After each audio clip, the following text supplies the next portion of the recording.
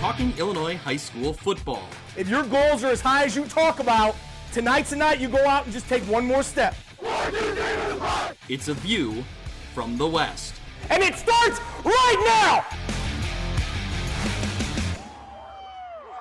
Welcome to View from the West podcast, brought to you by Breedlove Sporting Goods, part of the River Rivals Media Network, the podcast covering Illinois high school football on the western side of the state. I'm your host, Greg Armstrong, joined once again, as always, by Mitch Stormer. Mitch, I say it a lot. It's kind of a repeated joke around here, but I'm not kidding now. We literally are getting into my favorite month of the sporting season. High school football in playoff time, or the pairing Saturday plus playoffs. Give it to me. I love this month of the season. Yeah, busy week for sure. We've been on the airwaves quite a bit the last couple of days, the last week. And, we've got a lot coming up this weekend, certainly with our normal stuff on Friday night, Instant Reacts, our final Friday night one of the year. Greg, isn't that weird? Yeah. And then playoff show on Saturday, certainly everything coming out on Saturday night. We'll do our normal show on Tuesday, and then we're right into playoff season, and it'll be it just still doesn't seem like we're here. Seems like this regular season has gone by quicker than years in the past. So, but it's been one heck of a ride, and as you said, this is the best time of the year. And yes. I don't know, Greg, you haven't shown me anything that you've been working on the annual video yet. I hope that's a surprise. I hope it's in the works, because that should be being released pretty soon. It's in the works. You're correct. It's in the works, but we don't want to go to Twitter jail, so we can't say it's the most wonderful time of the year. So, but no, there's always something around the corner here when it comes this time of year. And it's been busy. So you said we've been on the air a lot. Let's see. We did our regular podcast last week. We did a bonus podcast talking about the Roxana football proposal with Steve Susi. If you haven't heard that one yet, that's available in the archives. We also went live, as we always do, the Instant Reacts podcast. Mitch, you mentioned it'll be our last Friday night live, but we're not going away. The live element is not going anywhere. I think it's time to tell the people that the Instant Reacts is going to move to Saturdays come playoff time. We're going to hop on probably, what do you say, about 9 o'clock, maybe 8:30, 9 o'clock on a Saturday night when games wrap up and things are settled? Yeah, I think that's fair. Most of the games will be in the afternoon, and so we'll give plenty of time for fans to come back from wherever they're viewing the show, and gives us some time to get some stats and some notes ready. And the show rolls on. So let's do it playoff style, and that'll be great to do that as our even as teams that we cover maybe start to come out of the playoff picture, or if they lose or whatever it may be, allows us to look at the bracket maybe a little bit wider too. So even if we don't have many teams left or whatever it may be, we're still going to be able to cover the rest of the state and just look forward to Thanksgiving weekend. Yeah, I can't wait to get in and talk, reactions to playoff games on Saturday. It's going to be a ton of fun. But when we're talking Instant Reacts podcast, last week, week 8 of the high school football season, that was a big one. Maybe our biggest, most off the rails episode of the year. We had Mike Morrissey from Moline. We had Sam Graves from Rockridge High School. We had head coach Guy Derricks of the Riverdale Rams. The Rams have qualified for the playoffs with 5 wins. We had Brian Stocking singing the Riverdale fight song, of course, because the Rams are in the postseason, so he's pumped. We had West Hancock head coach Coy Dorothy. Great to hear from him. Great story they got going on down there. They're playoff eligible as well. We had Stockton's Sean Downey after their big win against Dupec. Plus, we mentioned Sam Graves, but we also had Rockridge superfans Ethan Tate and Nick Bull. And hey, when you got 2 guys wearing aviators with the championship belt around their shoulder, and that's a pretty big time, on an Instant Reacts pod. Yeah, definitely a first. No doubt about that, having a live call in from Reynolds. But another great show. Certainly a little bit more off the rails than we have been in weeks past. But always great to talk to coaches. Always appreciate them coming on after these big weeks. Certainly, a team like West Hancock been on a run here the last couple of weeks, getting back into the playoffs. Great to have Coach Dorothy on the show, and some regular faces as well. So we'll plan on continuing doing that the rest of the way out. Yep, we're going to keep having fun. We'll switch over to Saturdays, of course, to react to the playoff games. But yeah, I can't wait for that. It's going to be a lot of fun. All right, well, let's get into our viewpoints. Of course, our viewpoints brought to you by First Wealth Financial Group. Head to firstwealthfinancialgroup.com to get in touch with their team today. Mitch, I want to give a shout out to First Wealth Financial Group and Andrew Myers. He keeps us connected with everything happening Fulton High School. You know, the Steamers on Friday night. He's sending us updates, sending us detailed notes about what's happening. So I really appreciate, his support of the podcast and just keeping us, kind of in tune with everything happening with Fulton on a Friday night. Yeah, absolutely. Always great to get the Fulton updates on Fridays. And again, it's an easy text to us in our 3-person group chat, and scores coming in, and he's always got names and distances and such. So again, appreciate everyone who helps with that on a Friday night, and certainly to Andy for the Fulton updates. Yeah, Mitch, do you have a viewpoint? Am I putting you on the spot? I have a viewpoint, Greg, because we haven't talked about this yet. Okay. I have a UniView viewpoint. Oh, here we go. Did you see what I shared out of Delaware? I did see this. And so describe it for the folks, describe it for the people, but you're a big fan of this here. Yeah, I don't remember what they call it. If it was I think it's like they're like midnight. or something. Yeah, something like that.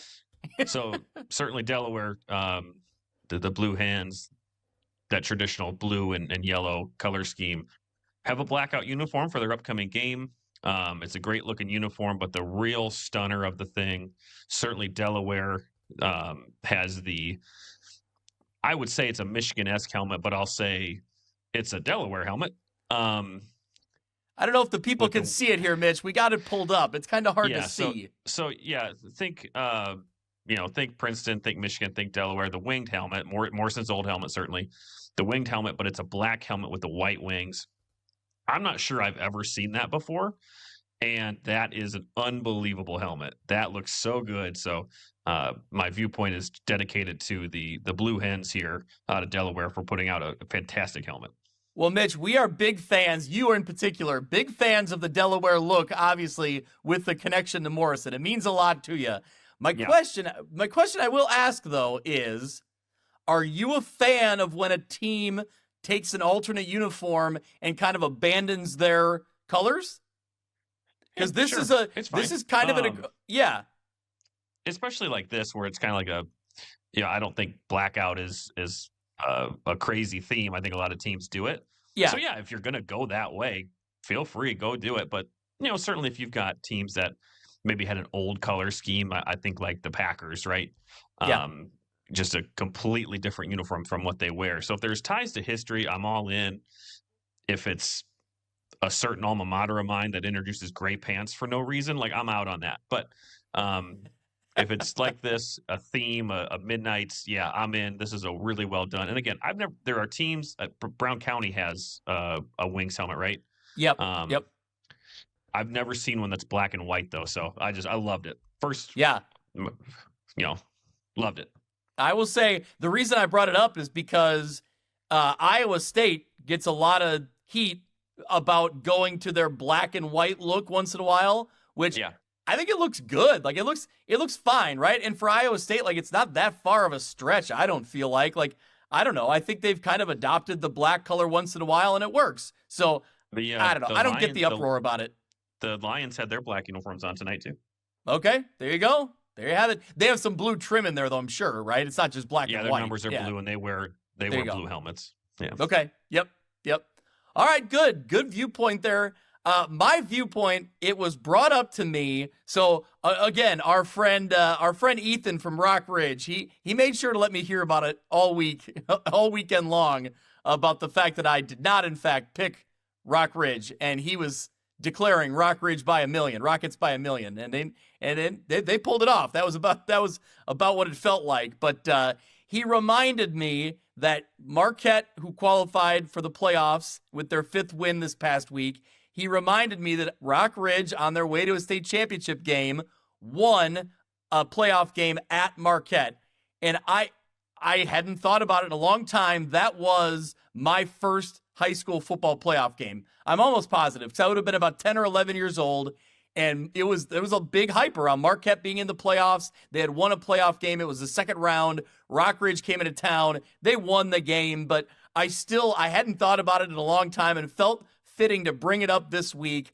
I remember distinctly feeling like it was such a bigger deal than any other Marquette game I had been to before, and it just felt different. There was a buzz about it, and when I was a little kid, that really meant something, Do you remember, we've talked a little bit about Morrison playoff games of your youth. Do you remember the first one? Do you remember kind of the sights and sounds around it? 99 at home against Aledo. That was There the you first go. game that I remember. Yeah. So how fitting is that? It's definitely possible that I went to a game before then, but that is the first one that I really remember being at. Yeah, that's kind of like me too. I know I'd been to a lot of Marquette football games. I don't know if I'd been to a playoff game before that one. So how funny is it that our first playoff experiences were rivals Aledo and Rock Ridge, who at the time, both programs were some of the best in the state when we saw them. So clearly Rock Ridge won a state title. Aledo had a state title not maybe the year before that. So I think so, yeah. Yeah. So anyway, I just thought it was fun to reminisce about our first high school playoff experience. So anyway, you got any mentions this week, Mitch? Anyone helping us out? Well, we certainly have people helping us out. Oh yeah. I continuous shout out to our guy Shim Dog and Larry Cook, who are just traveling all over, getting to these games on Friday nights, on Saturdays, doesn't really matter. Shooting vid on their phones, sending in updates, doesn't really matter. So, yeah, again, it's been a season-long effort. It's been a season-long appreciation of mine, and we're very thankful to have them in our group here, in our community, helping us out and getting those updates to us. Yeah. Who was the first name you mentioned? Jim and Larry Cook. Larry Cook. He was at the Newman game, correct? Mm-hmm. And like you, I think you made the joke on X that his thumbs were falling off by the time he was done updating that game. I think that was Shim who said that. But okay. Then the funny part on that is Larry got locked out of his X account because he was tweeting too much because Newman was scoring so much. So I was curious about that too because I hadn't seen Newman score in a little bit, and I knew that they had. And then, sure enough, it came out that he had gotten locked out of his X account. So that's dedication right there. I've never done that. So that's props to that. Yeah, shout out to Larry. That is absolute dedication to the pod to get yourself accidentally blocked out of your own account because you over tweeted. Yeah, you over posted. Thought he was a bot. Well, Newman's offense was very robotic or very right. Automatic. So. I will give a mention, same game at Newman. I was walking the sidelines on Saturday afternoon. I met Jessie Mason on the sidelines at Newman. She's a teacher in Sterling. Her son plays at Newman. Her husband coaches at Newman. And on Saturday, she was the honorary captain. So normally she's sitting up in the bleachers. She saw me walking out on the sidelines. She's a big fan of the show. And so, she stopped and said hi to me. So we, talked a little bit. And she's big into crunching the numbers. And we talked about it. Looks like Newman's going 2A. We'll break that down in a little bit. But she was very in tune with that and excited to, talk about the podcast and talk football. So thanks to Jessie for listening. We appreciate it. Yeah, thank you very much. Really appreciate that. And good for you. Look at you, man of the people. There on the sidelines on a Saturday. Yeah, it was great. It was great. It was a ton of fun. There long either. So no, it was. We'll get into it. It was a weird game. Yeah, but all right, Mitch. Well, if we're giving appreciation and thanking people, we know who we got to thank. Tell them about Breedloves. Yeah, tonight's episode is brought to you by our friends at Breedlove Sporting Goods, Western Illinois' premier sporting goods store for uniforms, apparel, equipment, awards, and online team stores. They provide all the same sporting goods services as the big nationwide companies, but with a faster turnaround, and their uniform pricing is a fraction of the cost you're probably used to. They offer name brands such as Adidas, Under Armour, and Nike, and are extremely responsive with any inquiries. With a primary focus on the western side of the state of Illinois, Breedlove Sporting Goods is the fastest way to outfit your team. Check them out on Facebook or at breedlovesports.com. So there you go. No better way to set up the pod than give that Breed Loves appreciation. All right, Mitch, let's kind of set the foundation here like we've done the last few weeks. Give us the list of the teams and kind of what win totals we're at here. We'll start with our teams that are locked in. They're playoff eligible. They're playoff bound, no doubt about it. Give us the teams locked in with 6 wins or more. Yeah, and certainly we think 5 is a lock, but for right now, just for the sake of the definition, locked in being 6 or more, we're at 15 teams now, Greg. 15. That is Stockton, Annawan, Wethersfield, Rock Ridge, Farmington, Byron, Monmouth Roseville, Lena Winslow, Newman, Dupec, Macomb, Dixon, Moline, Princeville, Erie Prophetstown, and Geneseo. That is a great list of teams. We'll talk about them in a little while, where they fit in the playoff projections, but that's a great crop there. Now let's get into the qualified. So 5 wins. They've qualified. They will get in. We've heard that there may be even some 1 or 2, 4, and 5 teams that get in from around the state. So 5 is assuredly, over the years, become almost a lock. Who do we got at 5 wins? So we're looking at 9 teams at the moment with 5. That's Stark County, Quincy, Riverdale, Oregon, Sterling, West Hancock, North Boone, Princeton, and Forreston. So those teams have gotten the job done. They're sitting at 5 wins. Now the teams that got some work to do this week, tell us about the 4-win teams that more than likely got to get one more win to secure themselves that week 10. Yeah, I'm looking at 8 teams right now that have 4 wins. And like you said, there's a couple that could get in, but for the sake of the argument, let's get that win this week. You've got Knoxville. They play Stark County. And we'll predict those later. Eastland Pearl City has Dakota. Stillman Valley has Winnebago. United Township has a scheduled game against Alleman. We are awaiting word if that game will be played or not. You have Galena taking on Fulton. Havana and Rushville Industry. Genoa Kingston takes on Dixon. And Illini West takes on Elmwood at Brimfield. Yep. I will say that, you mentioned it, Mitch.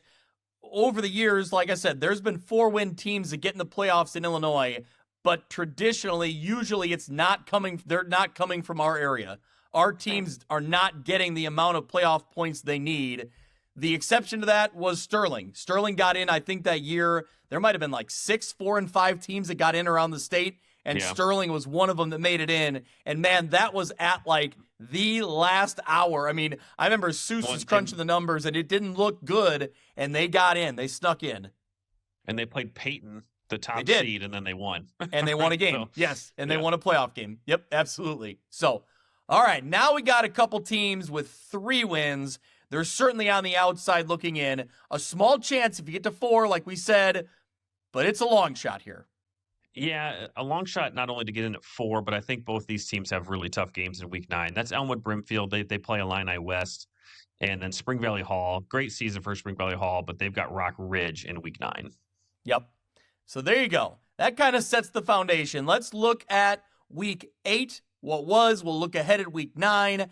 After the Western Big Six, Mitch, we'll jump in and talk a little bit about the projections that Susie had after or going into Week 8. We haven't seen the updated ones just yet, but we'll talk about Seuss and his predictions, his projections, we should say, and kind of where our local teams fit. But let's pull up the scoreboard and read through the results from Week 8. And here we go. Week 8 in the Western Big Six, you had Moline defeating United Township 35-0. Rock Island got the win over Galesburg 41-6. You had Sterling defeating Quincy 38-17, and Geneseo had the forfeit win against Alleman. All right, so there you go. Let's start with the Moline Maroons. They get the win 35-0, like you said, over United Township. So the Maroons capture technically the 2025 Western Big Six crown with the win on the road. Yeah, so let me set the stage here because I may have been quick on the trigger on that because it comes down to a technicality, really. So Moline has at least a share, right? Yep. But if they were to fall, they would still have a share of the title with Geneseo, right? And if they would be tied, Moline would have the tiebreaker. But in the eyes of the IHSA, to my understanding, the Maroons would get the representative, Yeah. designation, but they would still be co-champions. So I sent out that they were the champions. I expect them to beat Galesburg this week, but I think technically it's not real official until it's an outright win. So we'll say technically they have at least a share, even though I did post that they won. But I expect that to be a formality. I appreciate you being thorough. So that's what we do here on the pod. But okay, give us a rundown. Give us a brief look at this Moline game and how it played out. Yeah, and this was a big game, and we had talked about this really on the United Township side of things. This was a home game for UT, but Moline has just been playing so well. The defense here, and I've got a stat here coming up. This is a really, really good Moline defense, and it's going to keep them in every game that they play the rest of the way out. A slow start in this one. Good first quarter. Teams were scoreless in the first quarter until Moline's quarterback, their sophomore Cason Ponder, started the scoring with a short QB run sneak in the second quarter. And that was the first domino that really started this thing. Again, the defensive unit here for Moline, incredible stretch. They only allowed they limited UT to 92 yards of offense here. Here's one for you. For the third consecutive week, Moline linebacker Hassan and Daye recorded a defensive touchdown. This time it was on a scoop and score. So again, 3 straight weeks, a touchdown on the defensive side. So this unit has really been good. Should be noted, UT was without their quarterback, Jonathan Drake, left the game with injury. We hope he comes back here in either. They probably won't play in week 9, but in their playoff game, he's had an incredible season. And again, they can still qualify for the playoffs with a 5th win this week, which is expected to be a forfeit win over Alleman. Yep. We'll talk about week 9 here in a minute, but, nice win for Moline. We'll talk about what UT, kind of what it looks like down the road in the projections as well. All right, you had Rock Island getting the win over Galesburg, like you said, 41-6. The Rocks with win number 2 on the season, blowing past Galesburg behind the arm of quarterback Miles Deuster. Deuster threw for 209 yards, 4 touchdowns. Evan Ellis, Avian Thomas, and Cam Foley all found the end zone for Rock Island. Galesburg was without their top offensive weapons in quarterback Grady Hickey and wide receiver Antoine Walker. So certainly tough for this Galesburg squad because those two had an impact, when Galesburg was having success. I'm almost positive that's the leading passer and leading receiver in the Western Big Six. I'm pretty sure of that. I think Hickey has more yards than Shuckman. I could be wrong, but I do think it was close. It's close. Yep. Yeah. Yep. So nice win there for Rock Island in a season that's overall been tough. Yep. Sterling 38-17 over Quincy. Golden Warriors put up 24 unanswered points in the second half to get the win. They trailed 17-7 just before the break. Brady Berlin, a 30-yard pass to Jack Setoff, who made the leap. Okay, tell us about it. Yeah. So, it was right before half. Clock was running down. Berlin just kind of heaves this pass up to Jack Setoff, who makes this leaping grab at the 1 as the Toronto Blue Jays are now headed to the World Series. And the running back De La Cruz punched it in from there. And that kicked off, I think it was a 31-0 run. So that was the 7-24 in the second half, like you had mentioned. Big night for Berlin, 14-17, 222 yards and 2 touchdowns. Quincy Moss and Jack Setoff each had a receiving touchdown in that third quarter to pull away. And Sterling back in the playoffs. Congratulations to Coach Schlemmer and this Golden Warrior unit. They've been playing really well. All of their wins have been really impressive. Yeah, well, that's kind of what I wanted to talk about here. Geneseo got the win over Alleman in the forfeit. We knew about that. So let's look ahead at week 9. Galesburg at Moline, Geneseo at Quincy, United Township at Alleman, potentially. We're waiting to hear official word on that, but I would be surprised if that game ended up on the field. Just based on the last 2 weeks, but we'll see how it plays out. And then Sterling at Rock Island. I want to start with Sterling, Mitch, because this was a team coming into the year that we had questions about, and we felt like we knew a lot about Moline, we knew a lot about UT. To a certain extent, we knew a lot about Geneseo as well, and Quincy was again a little bit of a question mark, but we felt like just based on recent success, they were going to continue to be playing well. And here you go. This Sterling team sits with a chance, a pretty good chance, you'd probably say, to get to 6 wins. So in a year where we wondered, what does Sterling have? And John Schlemmer and that coaching staff and those players, again, a 6-win campaign, really shows, I think, the stability of Sterling football. Yeah, and you go back to that week 1, and they took on that really good Metamora team. Metamora sitting at 7-1 right now, and Metamora took it to them. That was a 43-14 defeat. And certainly they came back the second week and beat up on a CPS team. Then they got the first taste of Western Big Six in Moline. And that was the game that Moline ran for like 400 some yards, right? Yeah. Pretty sure that's right. But then since then, they're 4-1, and it's been really impressive. Wins against UT, big win, shutout win against Galesburg. They had that tough loss to Geneseo, but they come right back with this win over Quincy. So yeah, it's a very, very good group of kids there that Coach Schlemmer's got. I think too that they will get the win over Rock Island in Week 9 and head into the playoffs at 6-3. So again, congratulations to Sterling, sitting there at 1-2, and now we're in the playoffs. Yeah, I want to ask you about this Week 9 matchup with Geneseo and Quincy.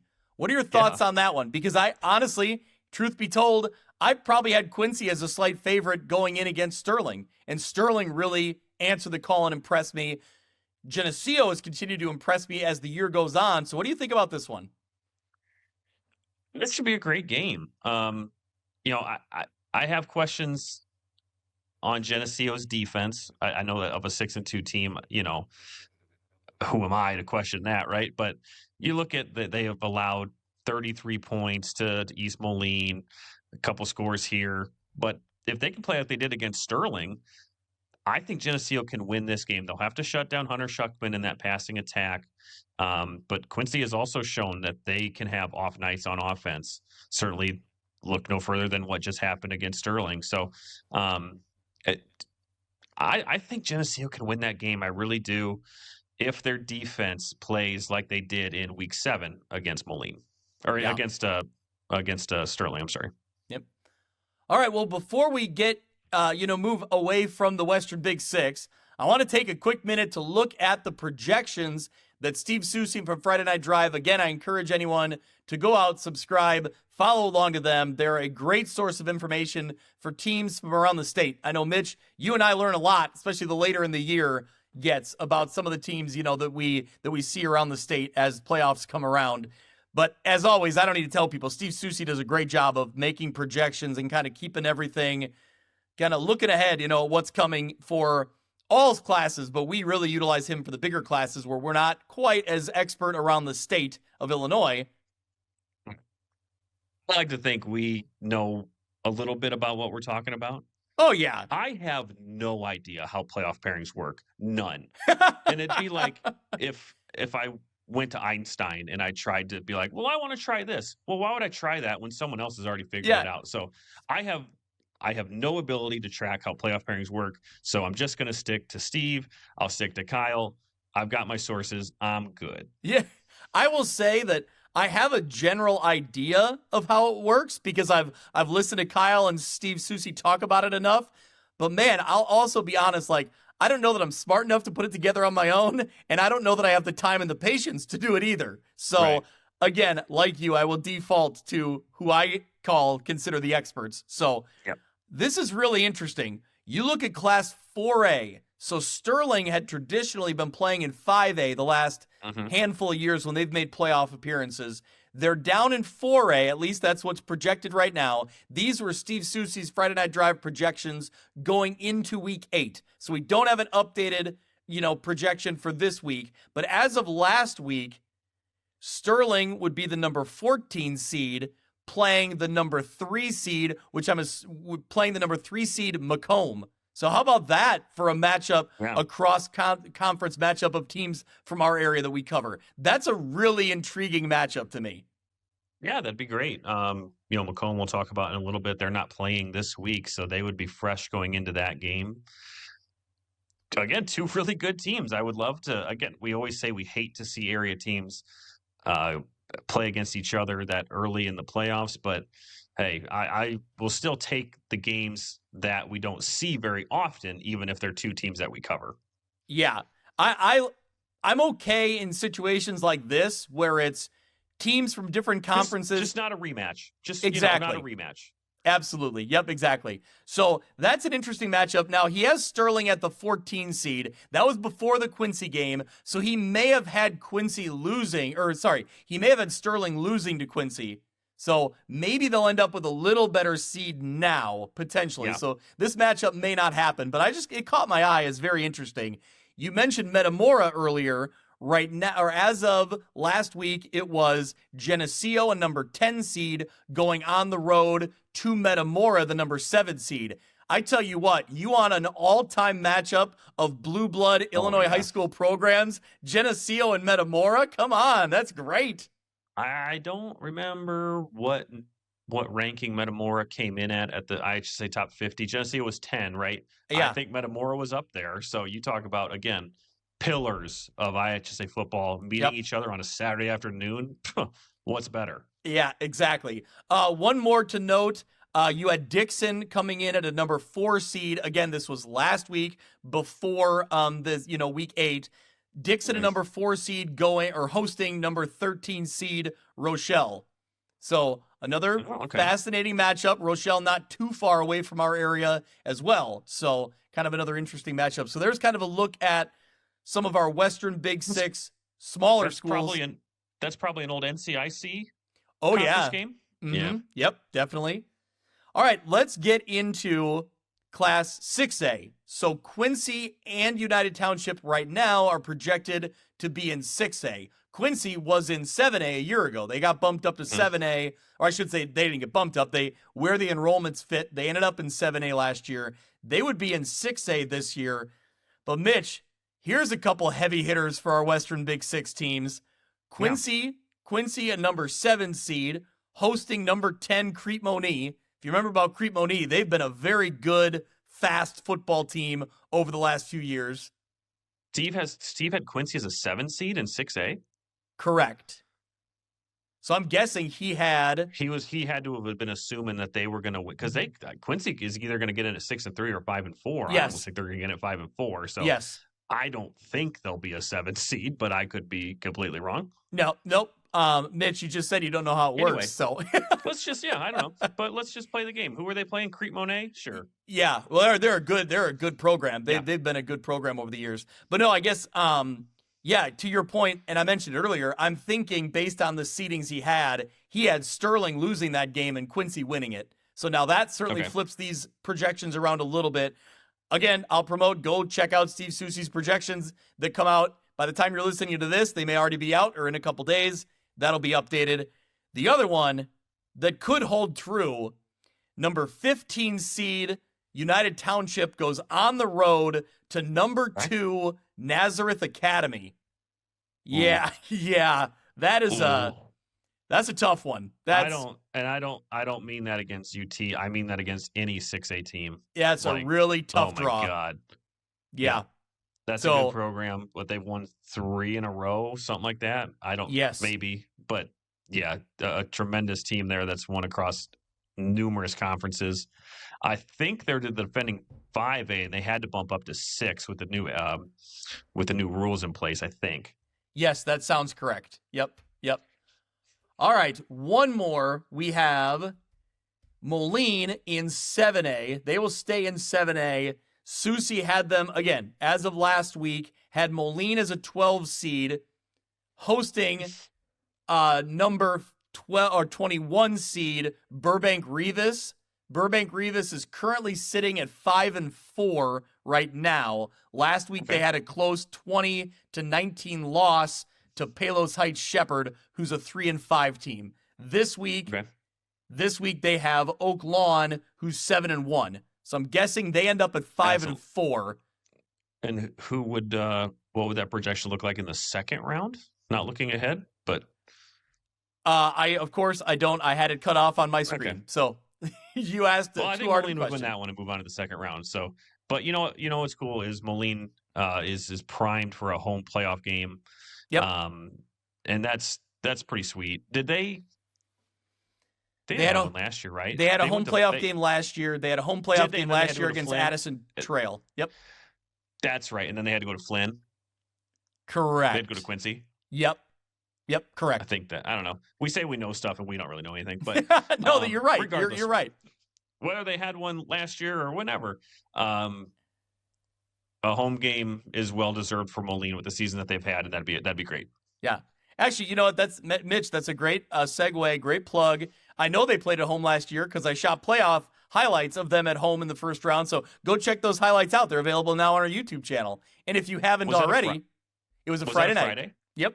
Yeah, because some of those, that's the difference in the in the 7A and 8A playoffs is they have more games, and that's really to kind of cater to the Chicago schools, whether they're traffic or whether they're sharing facilities sometimes.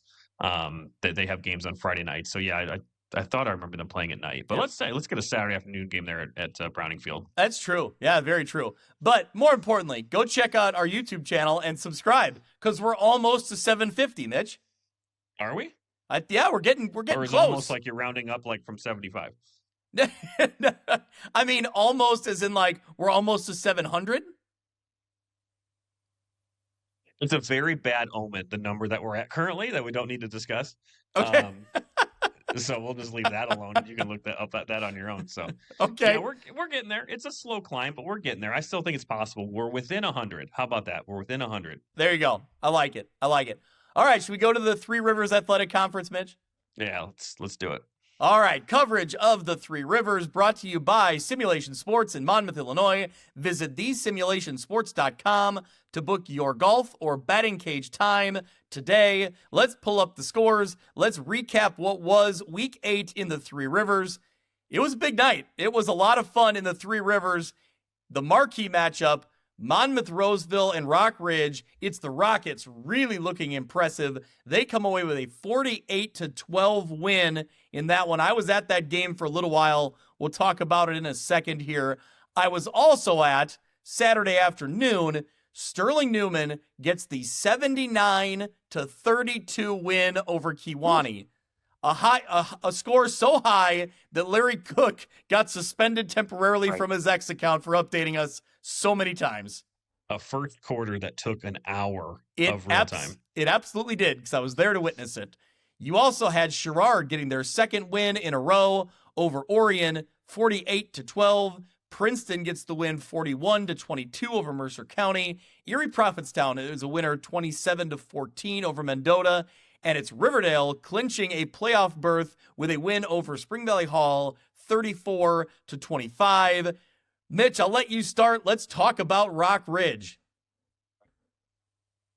Yeah, the de facto track championship here, whether that's a real thing or not. But we got two undefeated division champions going up against one another. We talked about it at length on this show, on Dazzo's show. With Ty at WRMJ. And I again, not going to hold this over your head. I did pick Rock Ridge. I did not see, though, this happening. But what I did say is I thought that if Rock Ridge could build a 2-score lead, that it would be over. And I didn't think Monmouth Rosa would be able to come back from that. But I think this Rock Ridge defense continues to impress. It's going to set them up very, very well for the postseason. They are the top-ranked team in 2A for a reason. They showed it. And a great win. And really a game that Colin Schweigen didn't put up gaudy numbers, 170 yards passing and 2 touchdowns, had a rushing touchdown as well. So it just proves that Rock Ridge can beat you in multiple ways. Their defense is going to set them up for success. They can throw it. They can run it. Thomas Sowers, I know, scored. The Steels are having an absolute tremendous season. This is a really, really good Rock Ridge group. They remain unbeaten. And again, now the de facto track champions, defeating the previously unbeaten Mississippi champions there in Monmouth Roseville. But this is a team in Rock Ridge that I think is primed to make a run. And that was something that Coach Jeremy Adolphson texted us after the game, that he thinks that this is a Rock Ridge group that really can go on a deep postseason run the way that they play. Yeah, Mitch, you talked about Schweigen's numbers there, and they're fine, right? I mean, like compared to what he does some weeks, like they're not Right. blowing you away. But what I will say is, being there in person, what you don't see in the final stat line or what you don't see on paper, his impact on the defensive side of the ball is really something that needs to be accounted for, and I think worth mentioning here. He made some plays, he made some tackles where you felt it on the sideline. You could feel it, you Yeah. could hear it, you could see it, you could feel it. I mean, he is a really solid, really strong defensive player. I know, talking to some people who have been kind of casually watching from afar that were at the game that hadn't seen Rockridge in person this year, and they said, "Man, I knew that Schweigen was playing defense, but like that kind of defense is eye-opening." And they're right, it really was. And so I think that's a great point. I mean, that's something to mention. And I was really impressed. We talked about it on the Instant Reacts podcast. I was really impressed with the way that Rockridge handled Monmouth Roseville up front and the way that they were able to control the line of scrimmage, because we know how strong and physical that Monmouth Roseville team is. And look what they did to Princeton, right? And I think that was kind of the calling card. That was the game I looked at to say, this Monmouth Roseville team is really good. They're really strong. They're gonna grind it out, and they're gonna beat you down, wear you down. And they couldn't do that. They couldn't. Rockridge would not allow them to do that in this game. So I left really impressed, on that front. And we got to give a shout out. When we're talking about Rockridge's line, we got to give a shout out to Kanan Mumma. Graves mentioned it in one of his post games, but have you heard or did you recognize the story that Mumma was a JV quarterback who's been moved up to varsity and now becomes the starting center? Yeah. That is absolute dedication. Mitch, were you ever going to move to center when you were playing quarterback at Morrison? I'll give you one better. I did the opposite. I started at a guard. Okay. And because I didn't start playing football until 7th grade. And for whatever reason, day one of football, coach was just pointed me over to the line, like, you go over there. I was like 85 pounds. I don't know, nothing. And I was the starting guard. And then quickly in 8th grade, that coach was like, yeah, we're not doing that anymore. So my first year at quarterback was in 8th grade, but I started as a guard. So, I know what it's like in the trenches, Greg. I've been there. All right, there you go. Well, there you go. I just think it's a cool story, and shout out to him for being a team player, right? Like, that's what the team, Absolutely. what the programs. Doing whatever's necessary to help the team. And Yep. A starting center on the top team in 2A. Yeah, that's a tremendous story. Yeah. And also, Ty Taylor from WRMJ was nice enough to share Jim Taylor and Glenn Cook's call of the game. So I'm hoping I shared some highlights of the game over the weekend. I'm hoping Great to get shots. thank you. I'm hoping to maybe edit some of that video together with some of the audio from WRMJ, because I love the pairing of the radio call with the video. So hopefully getting that, in the next couple days. So Great. all right, let's talk about Newman 79, Kewanee 32. Go ahead, Mitch. Yeah. Take it away. I'll tell you what I texted Mike LeMay. As soon as the game was final, and I got to find it because I want to make sure I tell it to you verbatim what I said, because I think I know. Yes. For the sake, here we go. Hang on, because then we start talking about Notre Dame. I said, "Good God, Mike." I said, "That's a wild one," and he said it to me in response, and he had it in the write up from Friday Night Drive. I think it was Drake Landsman. I hope I have that right. Who wrote that game up? Yes, it was. Called it the weirdest game he's ever been a part of. Yeah. Yeah. And I was 79 points. Yeah, I was there points. For part of it, and it just had a weird. You saw the first 43 of that or whatever. Yes. So 79 points is a school record. I think they had 75 against Bureau Valley back in 2018. So 79 is certainly. I couldn't imagine that they've gotten into the 80s before, but for the record, I believe 79 is what it is. So what gets weird about this is they were up, and I think it was 43-8 or something, 43-0 after one. It got up to 57-8 in the second quarter. So you're leading by 49 points. You are in running clock territory coming out of halftime. Newman pulls their starters because why wouldn't you do that? Yeah. The bad news was that there was no quit in Kiwani. They fight back. They keep this game from a starting clock running in the second half because they kept it within 40. I think they scored again at a halftime, and Newman was forced to put their starters back in so that they could build back up the 40-point lead and get that clock going. So, I was texting with Coach LeMay about that. And it's a bad spot, right? I mean, you're up that big, and and there was some comments that were made in our messages and DMs like, well, this was a bad look for Newman. Well, what are you supposed to do? You're scoring every time you touch the ball. You want to be respectful to the game. You want to get your kids some playing time, and I give more credit to Kiwani on that for not fighting and not throwing in the towel. So again, the starters went back in. They got a 40-point lead, and the rest was history there. So 79-32. Probably the most points combined that we've had in a game, maybe. I guess that Havana South Fulton game that we'll talk about may have had more, but you're talking about this season? Yeah. Okay, yeah, this season maybe. I know the infamous Rock Island, or was it Rock Island Springfield? Yeah. That's one of the all-timers, but we gotta go. Yeah, we gotta go back into the archives for that one. Anyway, Matthew Blackert, Rylan Alvarado combined for 8 touchdowns in the game. The Rockets are now they're ranked 5th in 1A, right? But they're going to bump up to the 2A playoffs. Yeah. So, and they've got an interesting game this week with the team we just mentioned with Monmouth Roseville. So that game gets a little bit more interesting now with how these two teams both played in Week 8. But a fun one to end the regular season on. Yeah, we'll talk about that one. That's going to be a great game. Should be a great way for both teams to wrap up the season. I'm interested to see how that one plays out for sure.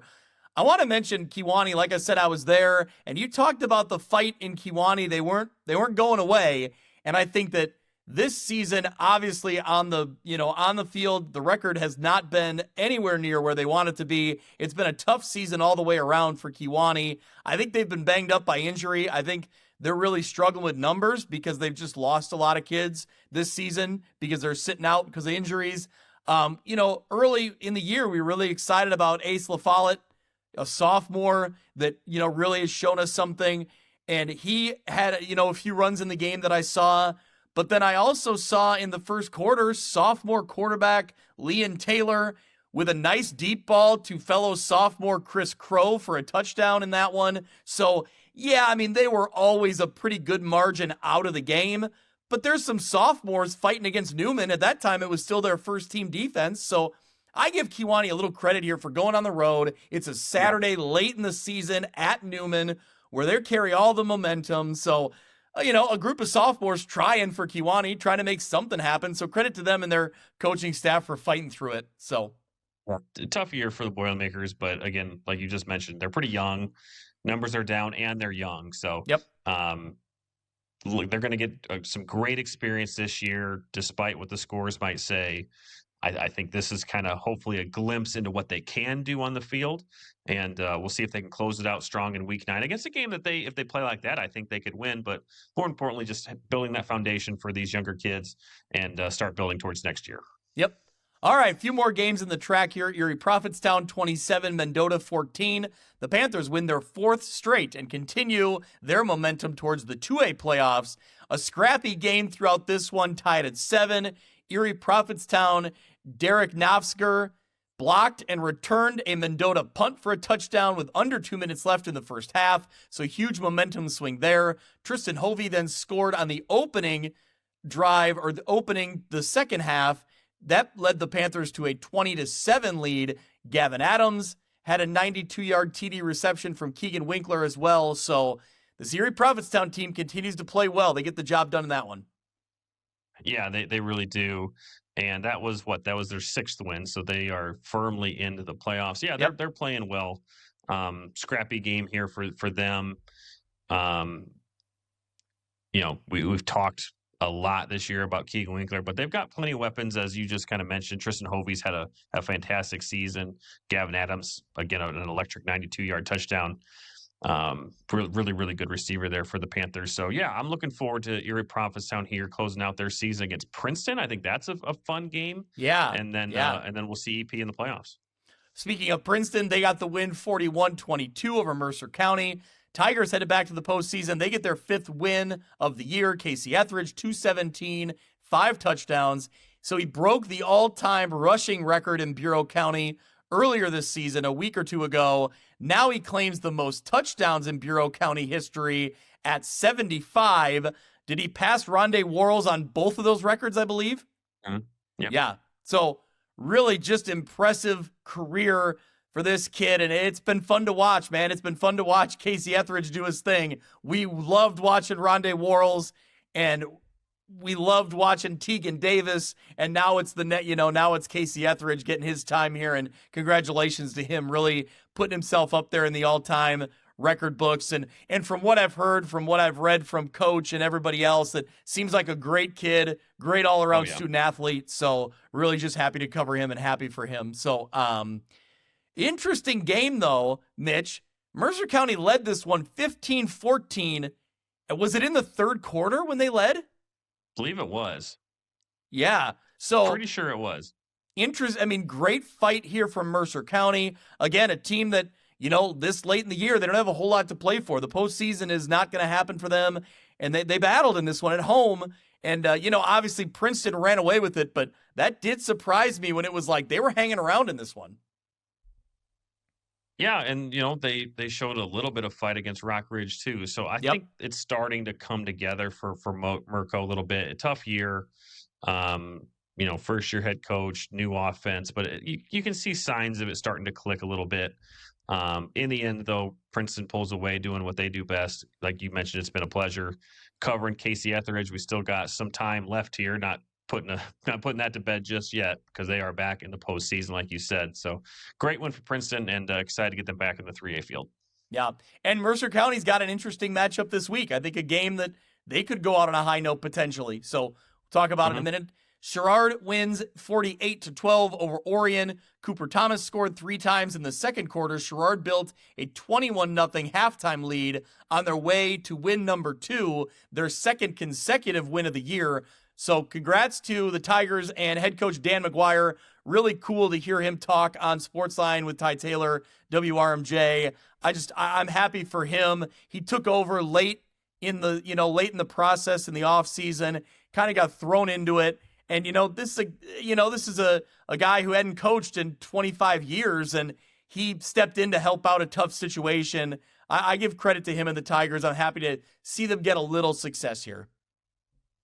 A great win for Sherrard. Cooper Thomas had 5 touchdowns in this one, all on the ground.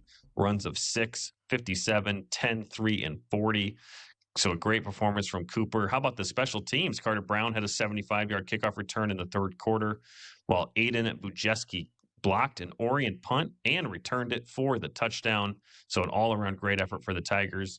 For Orion, the names that we consistently have called all year, Kale Filler and Owen Voorhees, connected on a pair of touchdown passes in this one. Yep. One more game, Riverdale 34 to Hall 25. So the Rams qualify for the IHSA playoffs for the first time since 2011. Brian Stocking was singing the Riverdale Loyalty on the Instant Reacts podcast. We also had Guy Derricks on there talking about what it means to him as a Riverdale alum.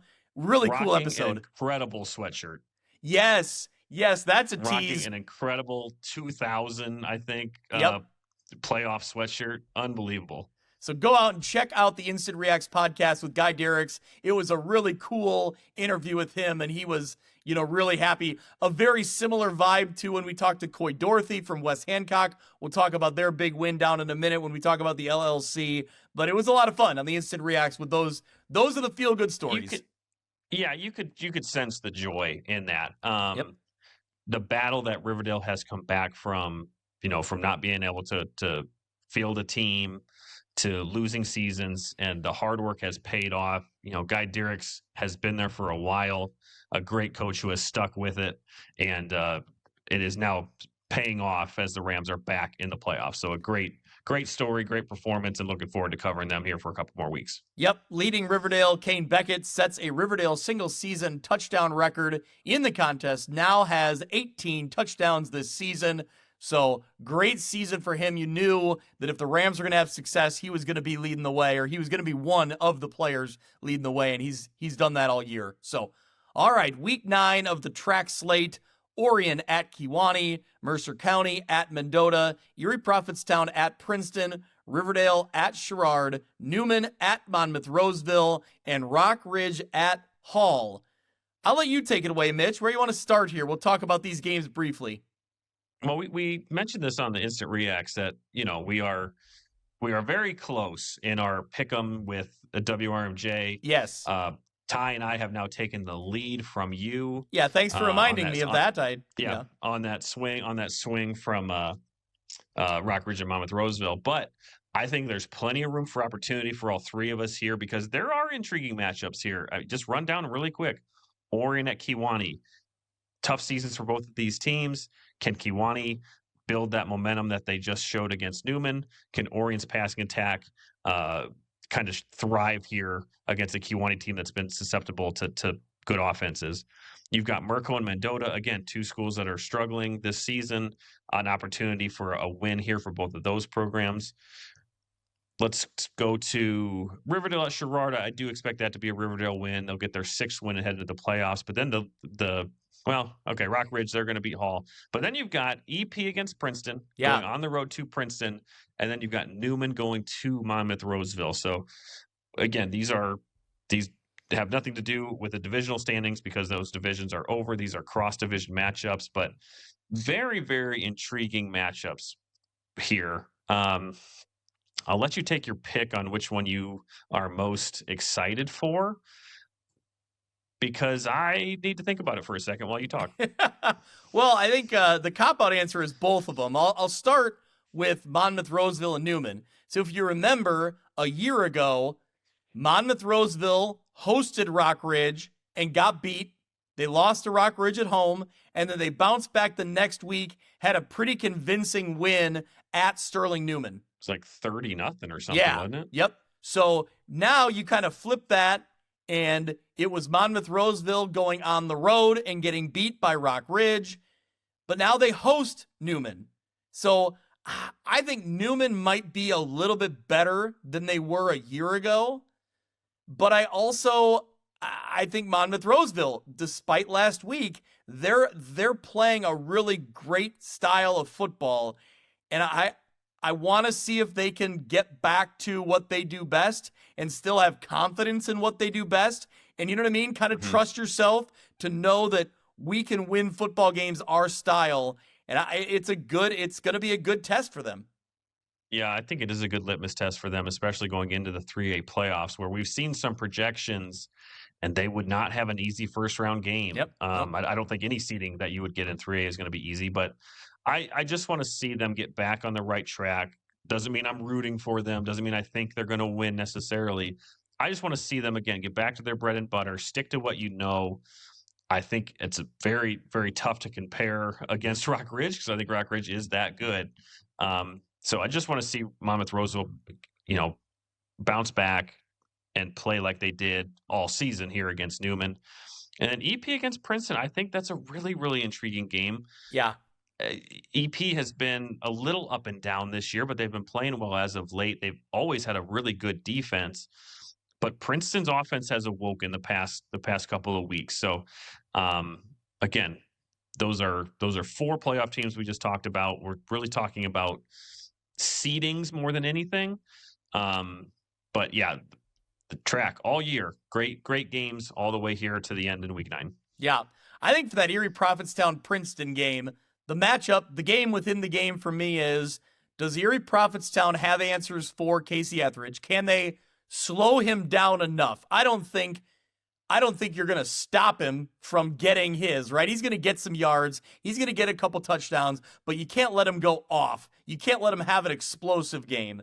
On the other side, can Princeton or what can Keegan Winkler do against this Princeton defense? Can he keep them off balance and kind of, he can be that dual threat quarterback. That's the week he won player of the week for us. He really did a good job of throwing and running the ball, right? Of being that true dual threat. If he can really kind of keep that Princeton defense guessing, I think that goes a long way. And obviously then the players around him, the supporting cast needs to do their job as well. But it would take a full effort for Erie Prophetstown. But I think there's a chance here because they played really good football. I think so too. And just going back to Newman at Monmouth Roseville, Monmouth Roseville just got a look at Kohlenschweigen. And I think that sets them up pretty good to face off against an Evan Bushman, who can beat you both ways. Certainly Newman's got the running backs to put up a fight. I think this will look – Newman will provide a similar look that Rock Ridge did. I think Rock Ridge does it a little better. But I think maybe that gives an edge to Monmouth Roseville because I think it's going to be a similar prep for both teams. But, this will be good. Just looking at this, I'm going to have to wait on my picks for a couple of days because I'm going to have to think about these because I want to hang on. I want to win this one of these years. Tied for first heading into week 9, and I do not want to screw that up. But there's plenty of opportunity here for all three of us to make a surprise pick and maybe an upset here and sneak out of. But I guess we're going into the playoffs too. But I'm gonna claim regular season champions like any other pro team. I was gonna say I'm banking on tying you up this week, and then I take the lead in the playoffs. So okay. That's a good tease ahead to Friday. Look for the post by WRMJ, WRMJ.com, our View from the West, WRMJ picks with Ty Taylor. That's a good tease ahead to check those out because it's going to be fun the next few weeks. When it comes to quality, convenient pizza, Godfather's Pizza in Silvis has you covered. Featuring a beautiful dine-in area, delivery, and a carry-out window. Godfather's Pizza is that pizza you grew up with, not a convenience store. You see, at Godfather's Pizza, the dough is made fresh daily. That mozzarella cheese is shredded fresh and never frozen. And those toppings are abundantly piled high each and every time. Locally owned and operated since 2010, Godfather's is a huge supporter of local athletes right here in the Quad Cities. So come on by and check them out at 1211 Avenue of the Cities in Silvis. Order online at godfathers.com and reunite with that same delicious pizza you grew up with. This is Dan Pearson of Fellowship of Christian Athletes. Our FCA team of staff, board, and volunteers is pleased to support View from the West with Greg and Mitch. Our Northwest Illinois FCA team is 3 teams in 1, serving coaches and athletes in the 3 Rivers, Northern Illinois, and Greater Peoria areas, all with schools covered by View from the West. For more information, email me at danpearson@fca.org. FCA, the heart and soul in sports. Hey there, local high school football fans. This is Sean Considine, a Byron Tiger and Iowa Hawkeye alumni and now an LPL financial advisor. I'm passionate about high school football because it's the purest form of the game where communities come together.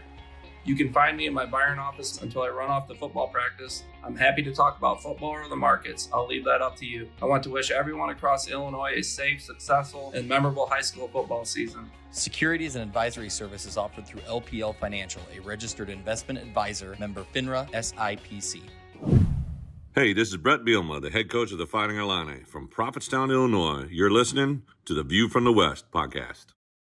All right, here we go. The Big Northern Conference coverage of the Big Northern brought to you by Byron Wealth Management. Stop by, talk to Sean today about financials or football. It's an exciting time of year to talk football with Sean, so you may want to do that, and maybe financials come along the way as well. But hey, big Iowa win, big Byron win. You can talk about anything that's with Sean. That's right, definitely. All right, let's pull up the scores. Let's talk through the results from Week 8 in the Big Northern. Take it away, Mitch. All right, you had Byron beating Rockford Lutheran 77-0.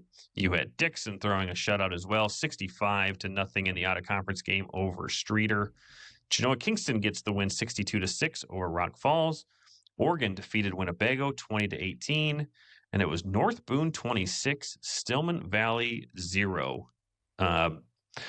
Surprising game there. We'll talk about that here in a second. So, yeah, big weekend, the Big Northern in the middle of the pack more than anything. We saw some separation and saw some teams making that last dash, getting into the playoffs. Certainly Oregon gets their 5th win there.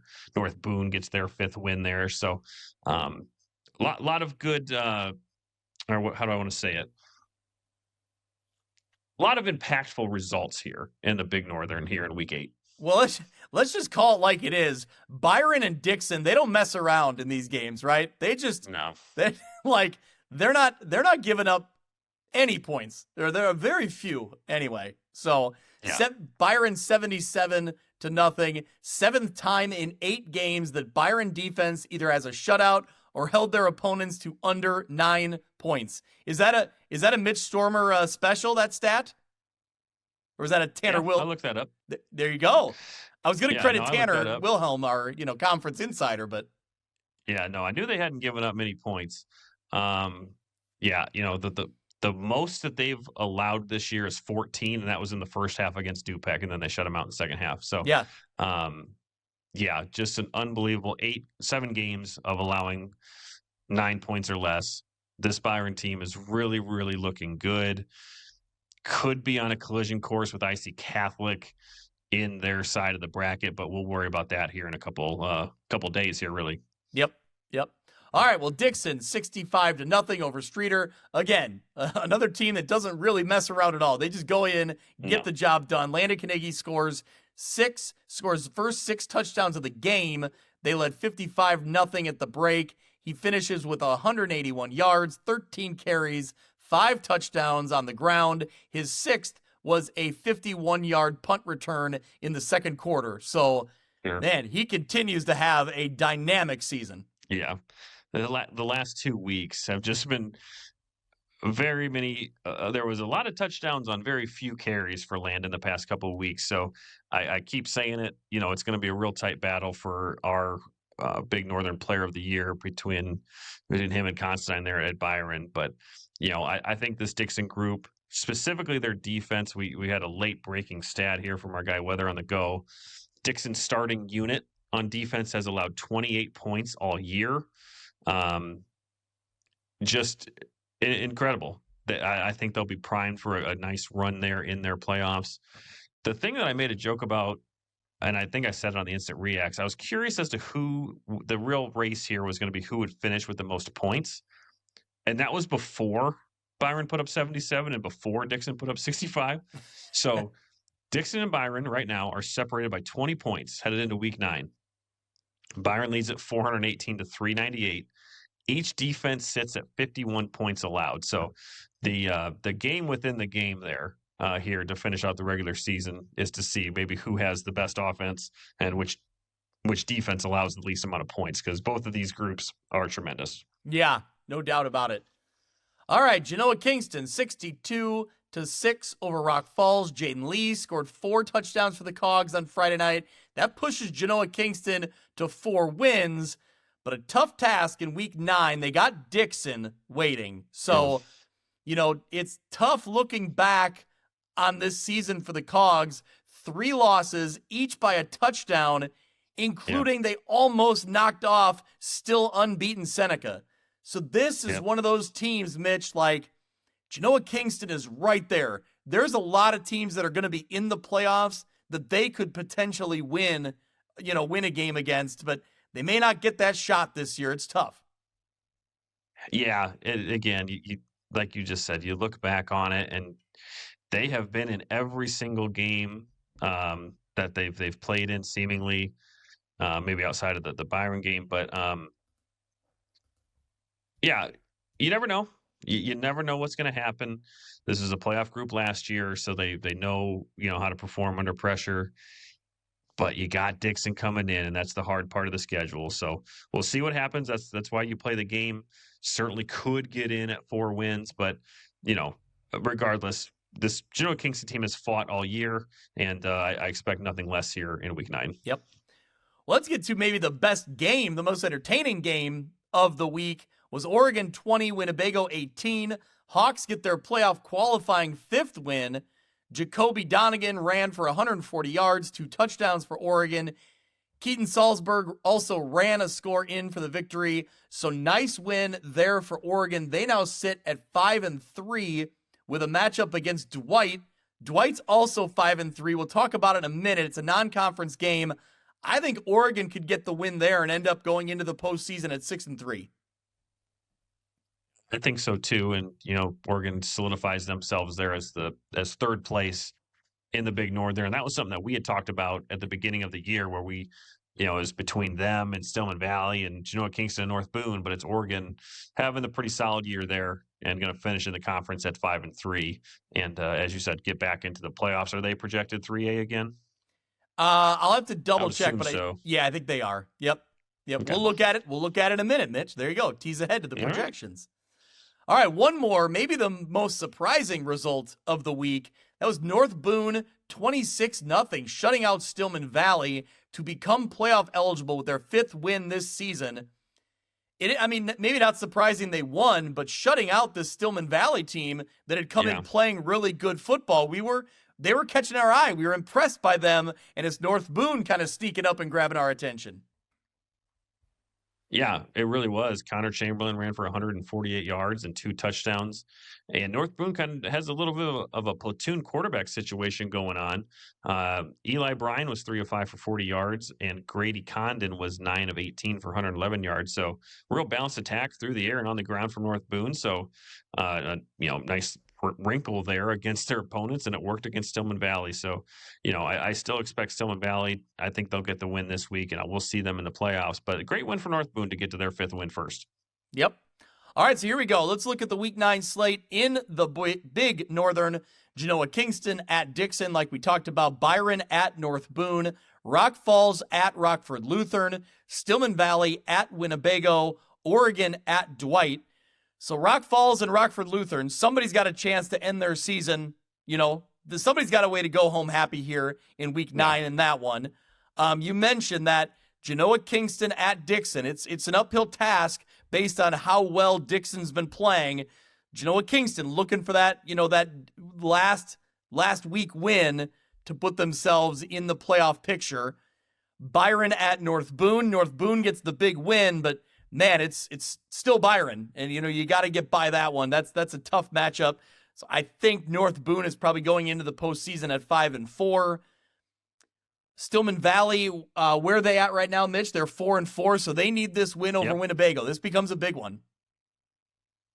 Yeah, and I do expect them to get that win, but it's always nerve-wracking going into Week 9 needing a win. But Winnebago they kind of have a little bit of Genoa Kingston in them, where they're always tough in these games. We just saw it there against Oregon. But I think Stillman Valley will rebound, and I expect them to get the win there.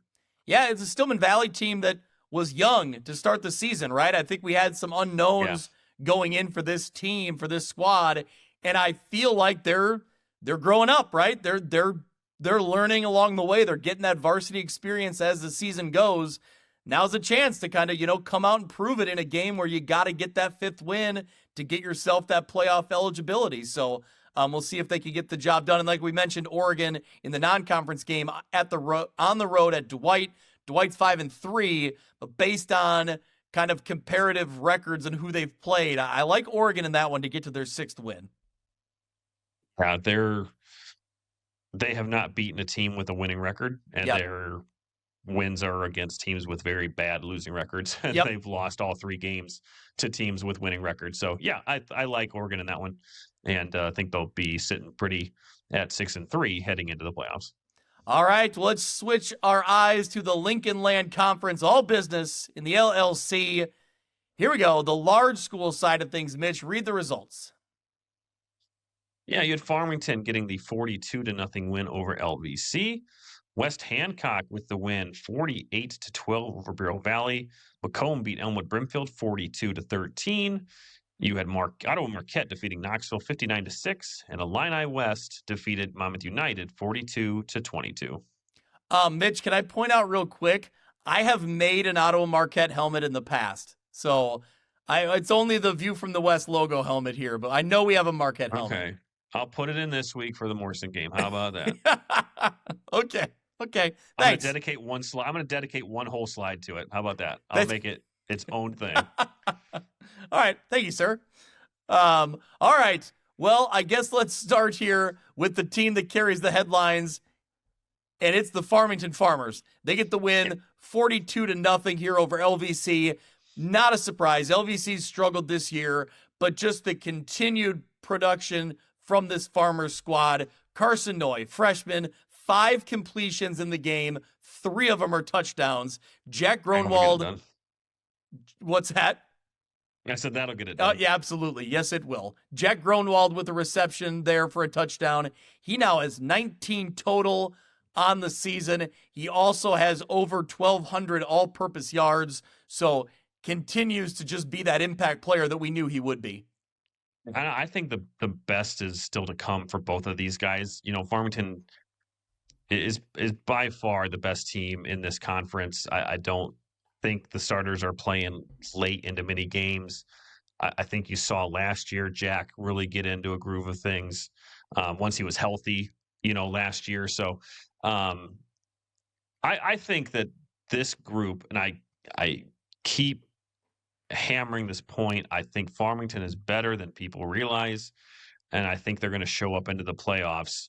And maybe not surprise anybody because they're going to have a high seed, but I think they're poised to make a run like they did last year. Yeah. I think, I think Dazzo brought it up on the Instant Reacts podcast a few weeks ago when we were talking to Coach Vallis that we talk about Carson Noy, the freshman quarterback, but at some point when you're playing big-time games in this big-time atmosphere, I think at some point you kind of move past that, right? You're no longer a first year. You're no longer a freshman, right? You've kind of earned your way through it, and I think he's getting that, and I think that I still go back and think the valuable piece here is the experience, the veteran leadership of Jack Gronwald to be there to kind of help Carson Noy, don't you think? And there's other players too, but there was a lot of turnover on this Farmington squad, and I think Jack Gronwald was the consistent high-end player that really was able to kind of keep that foundation of everything they built and really help. That's what helps Noy and the rest of these guys excel, right? Because they felt that comfort of having Jack Gronwald there. Yeah, and guys like Boston Smith been there around the block for a while. Receivers like Jackson Ray or Trevor Fry, Landon Crawford, who's had a big game or a big season on both sides of the ball. So yeah, this Farmington team has the pieces to compete. I don't think they needed to show it in this game, certainly. But I think that they are well primed. It's a tune-up week again for them. And I think they're going to be ready to roll here next week in round 1. Yeah. Well, speaking of teams that are going to be ready to roll, Wes Hancock, the Titans get the win 48-12 over Bureau Valley. Titans become playoff eligible for the first time since 2018. So congratulations to Coach Coy Dorothy. He was on the Instant Reacts podcast. Mitch, I just sent out the message on X this week. How cool was his response to what it meant to him to get to the end of that game? Maybe one of the coolest moments of his whole life. So you could tell how much it meant to him. Just really cool to hear and talk to him. Yeah, and again, this is a group that was 1-8 last year. Yeah. Yep. A tremendous turnaround. We kind of saw this coming in our crystal ball episode that this was a team that we were going to keep our eye on. I think they're going to win again this week and get 6 wins. So what a turnaround from 1-8 to 6-3 and into the 2A playoffs. I believe it'd be 2A. Playoffs? 2A playoffs. Okay. Yeah. Yep. We think again. We don't know. We'll tell you. Kyle Kampmeyer will know in a minute when we pull up his projections. Yeah. Where's our help? But no, a great story, great team. Fun to watch them, fun to see them climb win after win and get back to the playoffs. So Chandler did 197 yards, 2 touchdowns, 13 tackles on the other side of the ball. Quarterback Carter Braden tossed 4 touchdowns with 248 passing yards. 2 of them went to Hunter Froman. So this is a West Hancock team, again, that has some nice weapons. They're playing well, and I think they're going to get in at 6-3 and have a nice seed there. Mitch, I'm going to go out and say it. West Hancock has been my greatest prediction in the Crystal Ball episode that we've ever had. I think it was my best one.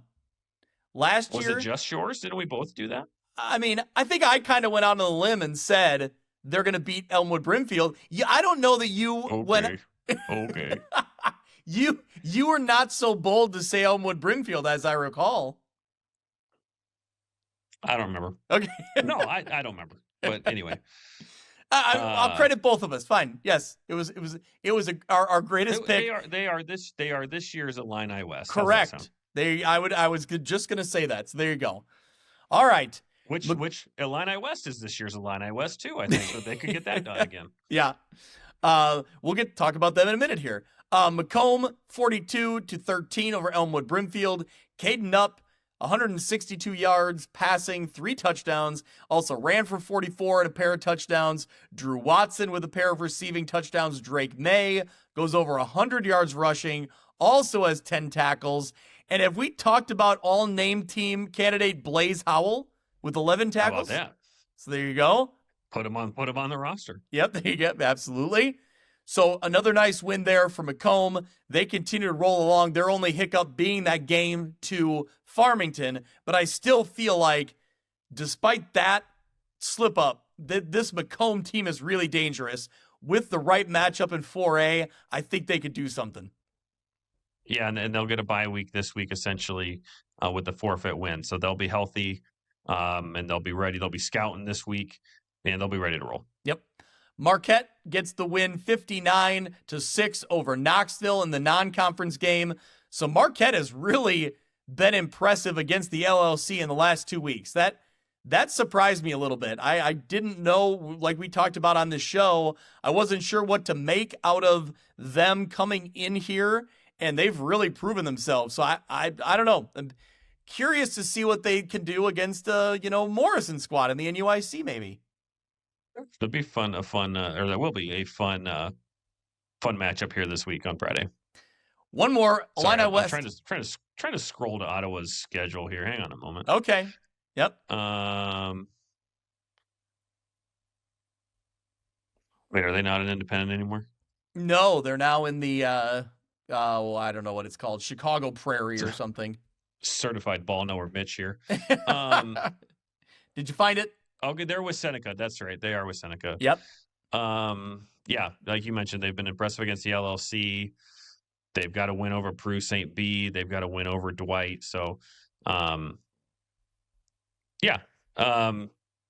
great season for your Crusaders, who will also be getting into the playoffs there in 1A. Yeah, we'll talk about Marquette. Well, maybe we'll save it in a minute here when we talk about Morrison. But their schedule, kind of the way it's gone, is interesting. I think it's worth talking about. We'll talk about it in a minute. But all right, Week 9. Should we review Week 9 here in the LLC? What we got? Not after we say that Illini West won 42-22. There you go. Sorry, missed one. The Chargers taking care of business the last 2 weeks. They've got, once again, another shot to get a Week 9 fifth win here like they did last year. All right, well, let's talk about the matchups then. Illini West, they have 4 wins. Like you mentioned, they go on the road to Elmwood Brimfield. You have Farmington at Bureau Valley, Stark County at Knoxville, West Hancock at Walther Christian, a non-conference game there. I expect West Hancock to get the win in that game. And then the other game that was supposed to happen, LVC has forfeited their game against Macomb. So that game will not happen. As you referenced, Macomb will get essentially a bye week. Mitch, how about that in Week 9? And, there was some talk. Ty Taylor tried to manifest this to say, now we don't know that UT is not going to play, but in a world like, let's say that it had been already determined that Allman wasn't going to play, he was trying to manifest a Macomb and a UT game. And I thought this was interesting from Justice Keene of Bomber Sports Network, because someone had said, I don't know if it was that game or just maybe mentioned something else, but he had said that Macomb Athletics reached out to multiple schools in an effort to secure an opponent for Friday night. A deadline of 1 p.m. today, Monday, 1 p.m. Monday, was set to allow team for game prep and logistics. However, the teams that were contacted declined. No team could be scheduled. And the reason I bring that up is because I was quiet on the Alleman UT fiasco. And my comment would have been that even if this was Moline. This was Moline, right? I'm sorry. Right? The Moline Allman, that was the first one? Yep, that was the first one. Okay, sorry. So that fiasco, my thought had always been, even if Alleman had said something at the beginning of the week, you still need to have that set in stone pretty early to allow the teams to prep for. And this comment here is exactly why. They set a deadline for Monday afternoon, probably after reaching out to folks on either Sunday or Monday morning, and they just couldn't get it done. So Macomb will move into the playoffs at 8-1 and should be fully rested. Yep. All right, so I think, a couple intriguing matchups here. That Illini West looking for win number 4.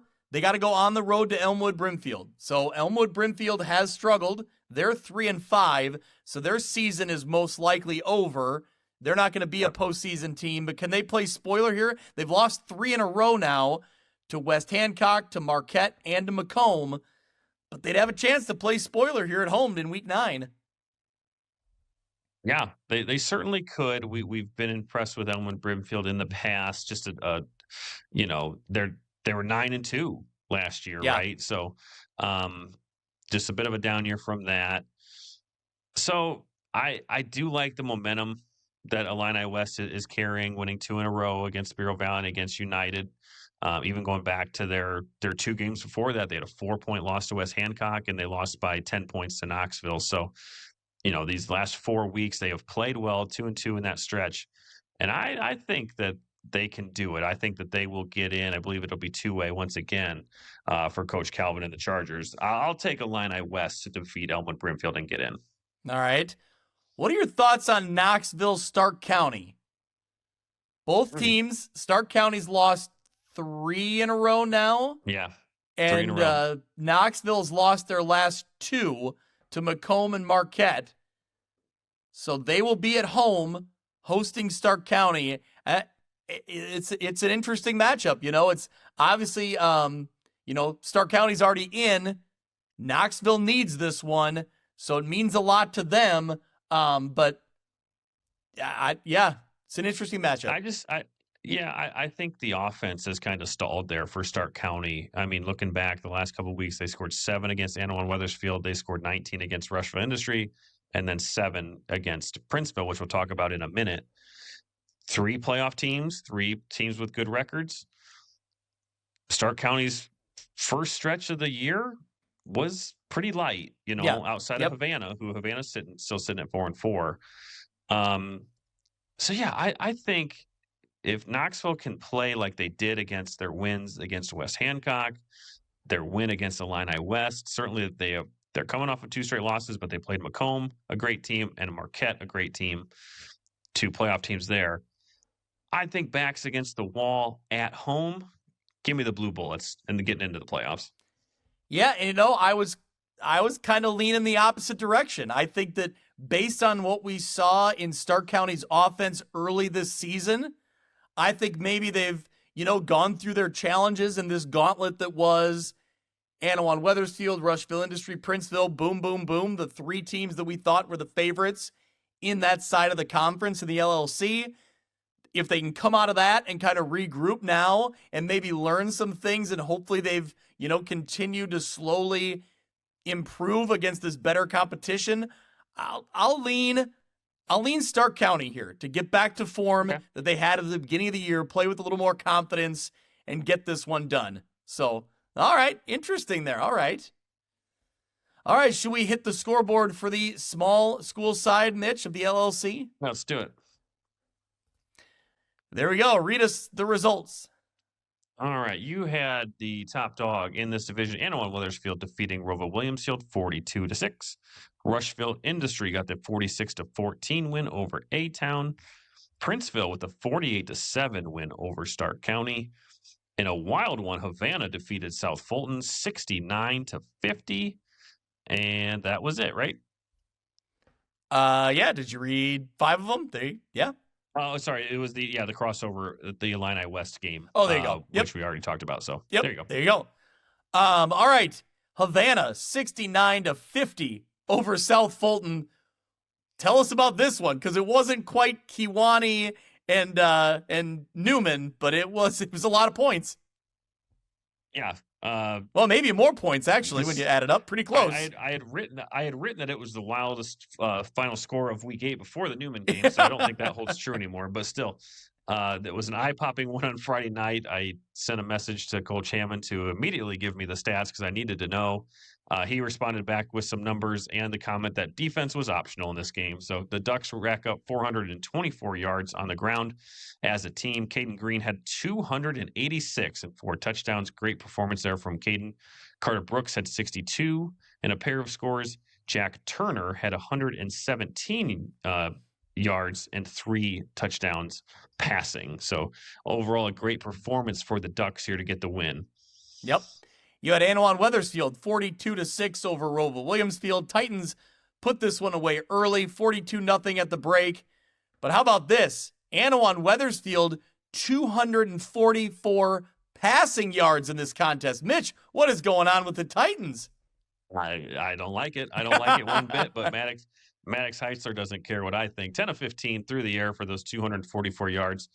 Added 79 yards on the ground and 2 scores as well. So, again, kind of, Wethersfield in that technicality. I think they have a share at the moment. They can win it outright with a win this week over South Fulton, which I do expect. And they have really been riding some momentum heading into the 1A North playoffs. Yeah. You add that extra layer in there of passing from the Titans and make a really, highly efficient but balanced offense. That intrigues me heading into the postseason. That's something to follow along with for sure. Look at Coach Grip there throwing in some wrinkles in Week 8, huh? And I mean, they've already got 3 really good rushers, I'll say. And now to throw a little passing in there, this could be a team to look out for here next week. Yep.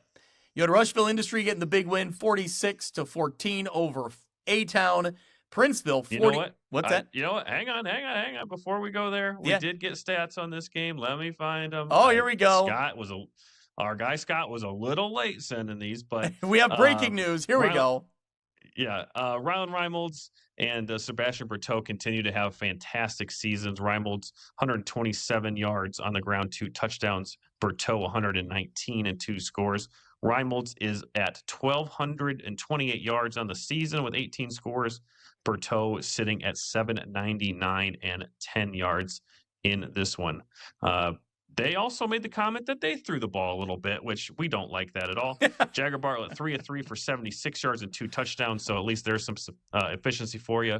Chase Bickerman had a 25-yard reception and a touchdown, as did Brody Brush, 25 yards and a touchdown. So they stick to their bread and butter, I think, for the most part. But a little wrinkle as we head into the playoffs never hurt anybody, I suppose. Well, shout out, is it Scott Bickerman? Shout out to Scott for getting us some stats there. We appreciate it. So, Princeville, 48-7 over Stark County. Prince's hold Stark County to 42 total yards. They blocked 2 punts as Princeville runs away with this one. Caden Sarnes continues to have a nice year. 4 of 7 passing, 128 yards and a score. Added 91 yards and 3 touchdowns on the ground. Noah Geiger, also 3 touchdowns as well. So there you go. There's the results. Let's look ahead at Week 9 on the small side of things. Roval Williamsfield at Abingdon Avon, Anawan Wethersfield at South Fulton, Rushville Industry at Havana, and Monmouth United at Princeville. Mitch, I want to talk about Rushville Industry at Havana. Now, it would be an upset, but Havana's got 4 wins on the year. I like some of the pieces that Havana has. It hasn't all come together in a big game. In Week 1, they lost 54-7 to Princeville. But that was way back in Week 1. So I'm looking at, has Havana grown up a little bit? Have they gotten better? Can they challenge Rushville Industry in this one? I think they're going to look back at Week 7 and wonder how they lost to A-Town. Yeah. Yep. That could have been their 3rd win in a row. They would have, won this week against South Fulton, they would have had 4 wins and had already qualified for the playoffs heading into a Week 9 game against Rushville Industry. I just don't see it. I have been really impressed with Rushville Industry, the way that they've been able to run the ball with Berteau and Reimolds. They can control the clock, they can control the game, and now apparently they can pass. So, yeah, Havana has had a great season. Caden Sarnes has done a fantastic job for them. I think he's over 1,500 all-purpose yards and 21 touchdowns, something like that. But I think they're going to look back at that Week 7 and think if we could have just gotten past A-Town, we'd be back in the playoffs. But either way, this was a group that was 2-7 last year. They've really turned the page a bit. Just a tough opponent there in Week 9 against Rushville Industry. Yeah. I like both these programs. But I've just been intrigued by Havana all year, and so I'm not going to make a prediction, but I'm just saying, just watch for it. I don't know. We'll see what happens. Okay. But yeah, I know Rushville You can Industries. predict it. Rushville Industries is a very good football team. I just think, can Havana prove something here? I think there's an opportunity at home, when they, have the chance to do something Yeah, big. when they have to, sure. Yep, Absolutely. Yep. So we'll see what happens. All right, Mitch, should we get into the Northwest Upstate Illini? So we'll get through the NUIC, talk through all that is, the conference here. Once we're through that, maybe take a look at the brackets for 3A through 1A before we get into 8-man football. Okay. Yeah, let's do it. All right. This episode of View from the West podcast is brought to you by Simulation Sports. In addition to golf simulators and batting cages, Simulation Sports provides golf club repair, custom fittings for driver shafts, and even private lessons for golf, baseball, and softball. Whether you're looking for a fun group activity or want to fine-tune your skills and equipment, Simulation Sports has something for everyone. Visit their facility at 400 South Main Street in Monmouth, Illinois, or go to thesimulationsports.com to start playing today.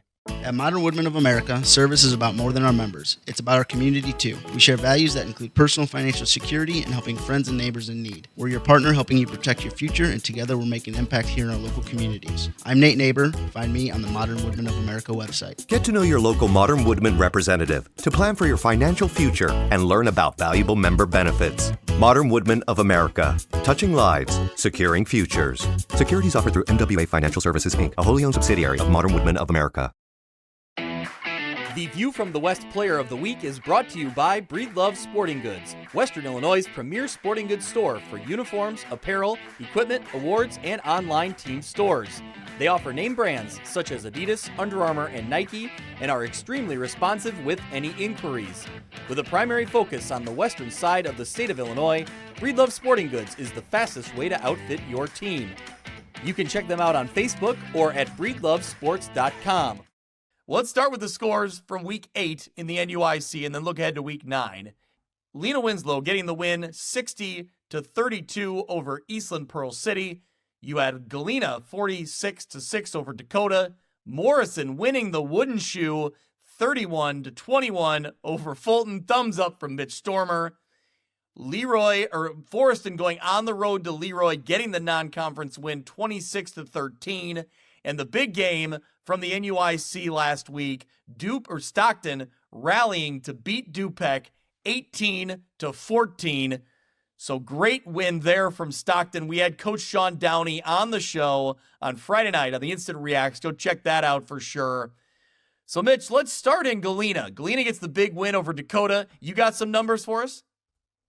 I do have some numbers. The Pirates rushed for 322 yards in this one, led by Keenan Lyden, who had 121 yards and 2 scores. You had Sam Amaya with 118 yards and 2 scores as well. Roman Romer was 7-10 through the air for 88 yards. So an efficient game for Galena to get past Dakota in this one by, as you mentioned, by 40. They are 4-4 now. 4-4, okay. And that's... they had lost 4 straight, so this is a nice bounce back win for Galena. Certainly, the teams they played in that stretch was Dupec, Forreston, Stockton, and Lena Winslow. Yeah. And now they're sitting at 4-4 with a big game against Fulton in Week 9. Yeah. So like you said, they went through a stretch there, right? They lost 4 in a row. Yeah. Dupek, Forrest, and Stockton, Lena Winslow. They come out of it with this win over Dakota, not surprising. If they can get now a win over Fulton, which is not a gimme. Based on Fulton's record, I know, but I don't think it's a gimme. But I would think that Galena would be the favorite if, Kyle has his projections and his rankings. I was just gonna say that because if you look at his power rankings, which are not seedings, not standings, just power rankings, he's got Galena in his top 10. Yeah. So this is a good Galena group. It's they went through a pretty tough stretch, but this is a Galena team, a Galena team too that beat EPC in week 3. So I would give the nod to Galena here again with their backs up against the wall a little bit against a Fulton team that has struggled this year but has played better recently. But I still think Galena is a good program, and I believe they will get that 5th win and be back in the 1A playoffs. And I think when they're back in the playoffs, I think this is a Galena team that could sneak up on some people. I think they're going to be a really good 5-4 football team. Well, they were a 12 seed last year, right? Yep. And they beat. And then they had that incredible game against Stark County. They beat Stark County, and then they beat Marquette at home the next week. And they went, I believe they went on the road then to Leroy. But for a 5-4 team, and they made their quarterfinal appearance. So Yep, that's kind of what the NUIC does. So we'll see what this version of Galena can do. If they can get there, I think they could be dangerous. So, all right, speaking of being dangerous, there's a segue into Lena Winslow's offense, 60-32 over Eastland Pearl City. Panthers rush for 528 yards in one of the most impressive team and individual performances that we've seen all year. Mitch, give us the details. Yeah, so you just mentioned 528 on the ground. That was led by an all-worldly performance from Aiden Wild. 29 rushes, Greg, 321 yards. That's not all. 8 touchdowns for Aiden Wild in this game. That is a new NUIC record for most touchdowns in a game. It was set at 7 with 3 different players. Aiden now stands alone with 8 touchdowns in a single game. Unreal performance here.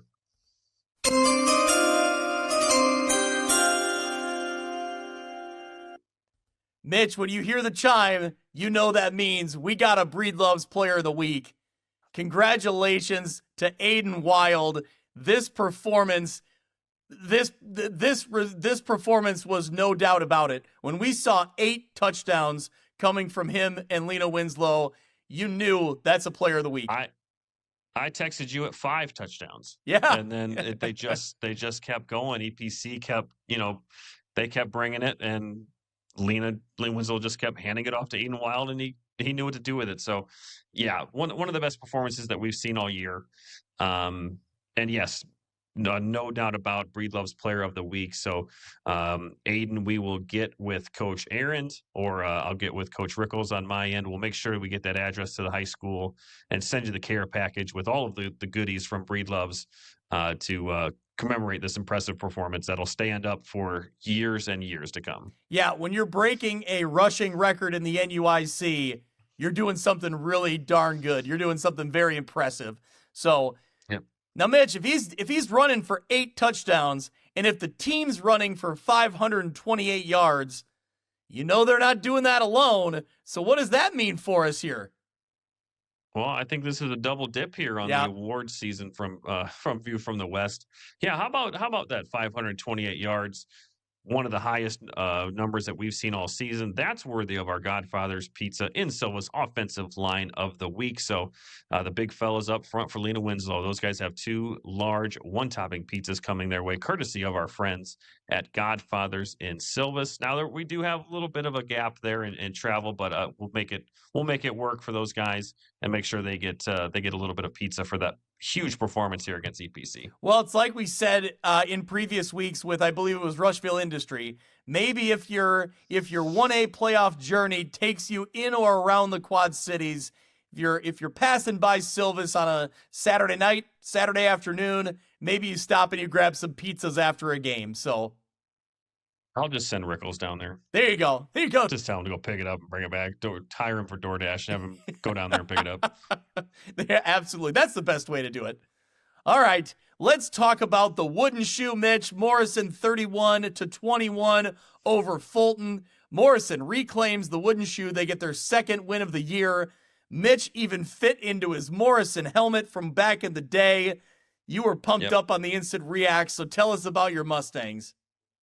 I was pumped up, certainly. And I see the comments from Friday night. I saw some pictures today from the photographers there, and you just saw the joy. You just saw what this game means to that community and these kids. And that was something we talked about too, right? No matter what the records are, both these programs have had down years.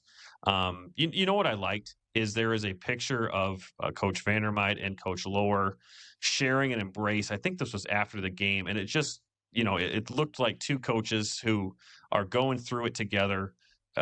Mutual respect between two communities that have a very rich tradition, kind of bonded by this trophy.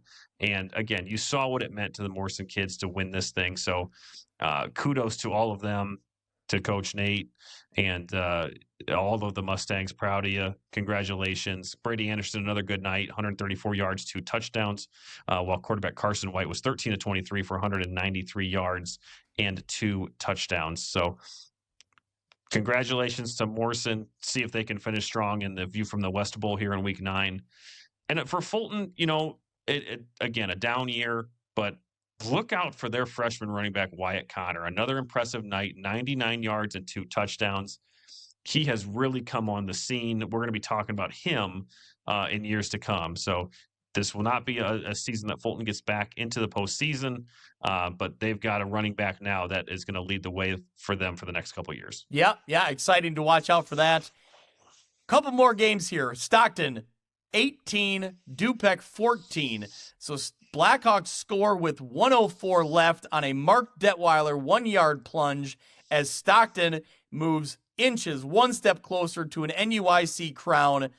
Great win here for Stockton. They were trailing this game for a lot of it. They have to fight back. And, Sean Downey on the Instant Reacts podcast, he sounded like a typical head coach with, we didn't play our best game.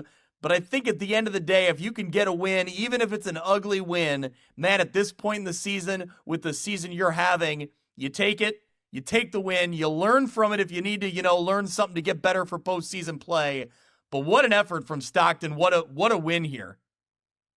Yeah, a tremendous win for Stockton to be in a situation that they hadn't been all year, where they were, trailing and needing that last dash drive to get in. And like you said, 1:04 left. They took their first lead of the game. But how about Dupec, though? They continue to fight. They have had to play Byron. They've had to play Stockton. They've got to play Lena Winslow still. This will be a battle-tested group for Dupec, regardless of record, whether it's 7-2 or 6-3, heading into the 3A postseason. In Coach Demas's kind of debrief email after the game, he was very, very proud of his guys. Thought that they executed really well on offense and handled Stockton's pressure. They had given some new wrinkles in their offensive strategy, and we saw Lucas Rossow come back into this game, and he rushed for 200 yards. So certainly Dupec is doing a lot of things right. They are playing some incredible competition, and I think that that'll serve them well come playoff time. Yep, no doubt about it. All right, one more game. It was Forreston getting the win, the non-conference win over Leroy. Big win there for Forreston. It's another non-conference win for the NUIC. That's just typically what they do. But this one is big. This one's important because it moves Forreston to 5 wins on the year. They're now sitting at 5-3, and they got Stockton in Week 9. So it feels like that game against Leroy was very critical for them. That really was 283 yards on the ground for the Cardinals on Saturday. Took advantage of some late turnovers from Leroy, too, to kind of be able to be in a leading position and then being able to chew clock and hang on for, I don't want to say hang on, but able to secure that win. Yep. So great job making the road trip down there, getting a win. Because, again, I I don't know that they're going to beat Stockton. I wouldn't think so. So good to get that fifth win against Leroy in a game that we said was a must win. They went down there and did it. Yep. All right, let's look at week 9 of the NUIC slate. Eastland Pearl City at Dakota becomes a must-win game for Eastland Pearl City. They're sitting at 4-4 on the season. Yep. Galena at Fulton. We just talked about Galena is 4-4 right now, so a must-win game for them as well. Dupec at Lena Winslow. That may be the marquee matchup of the weekend for the NUIC. Forreston at Stockton. And last, but certainly not least, the battle of the View from the West. Marquette travels to Morrison. The View from the West Bowl, you might say, Mitch. I would say that. I did say that. Was it last year or 2 years ago that they played? A couple years ago, they played was it 2 years ago? They or was played it in the last year? regular season. They played in the playoffs one other year as well in the first round. Okay. Because you were singing the fight song a few years ago after the first round playoff game. Yeah, God knows I remember that. But I do not remember if that was regular season. Again, we are certified ball knowers here on this show, but I don't remember. And I will not even try to look that up. They have played a few times. Once in the regular season. Well, they played also in the playoffs. They used to be in the similar conference. Yep. The most memorable game of my career came against your Crusaders, so this matchup will always hold a special place in my heart. So yeah, the 2025 edition here to close out the regular season.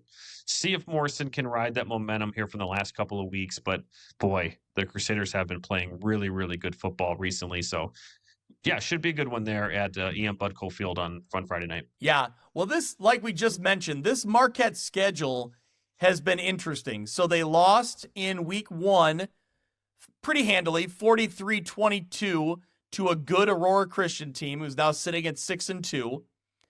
Their other loss this season was the team that plays like 4 Wisconsin teams. No. That's Chicago, or that's Aurora Central Catholic. Oh, okay. Yep. No, so Aurora Christian, they've been in the 1A playoffs over the years. Pretty good program. Sure. They always get paired up against like Lena Winslow. And, and it doesn't always end well, but you know. But then the Marquette, the other matchup, they lost in the conference play to Seneca. Very similar score, 43-26. They lost that one to Seneca, who's still sitting at 8-0, undefeated. But their other loss was to a Wisconsin team who's a defending state champion, who's now sitting at 9-0 up in Wisconsin. And they lost 9-6 on a last-second field goal. So Marquette's resume overall, their losses have come to some pretty quality opponents. And then that's why I didn't really know what to expect these last few weeks, and they've really looked impressive against the LLC. Now, this is a different test because Morrison doesn't have the record, but they certainly have the competitive conference to boast behind them. So I am interested to see Marquette go on the road here and see what they can do.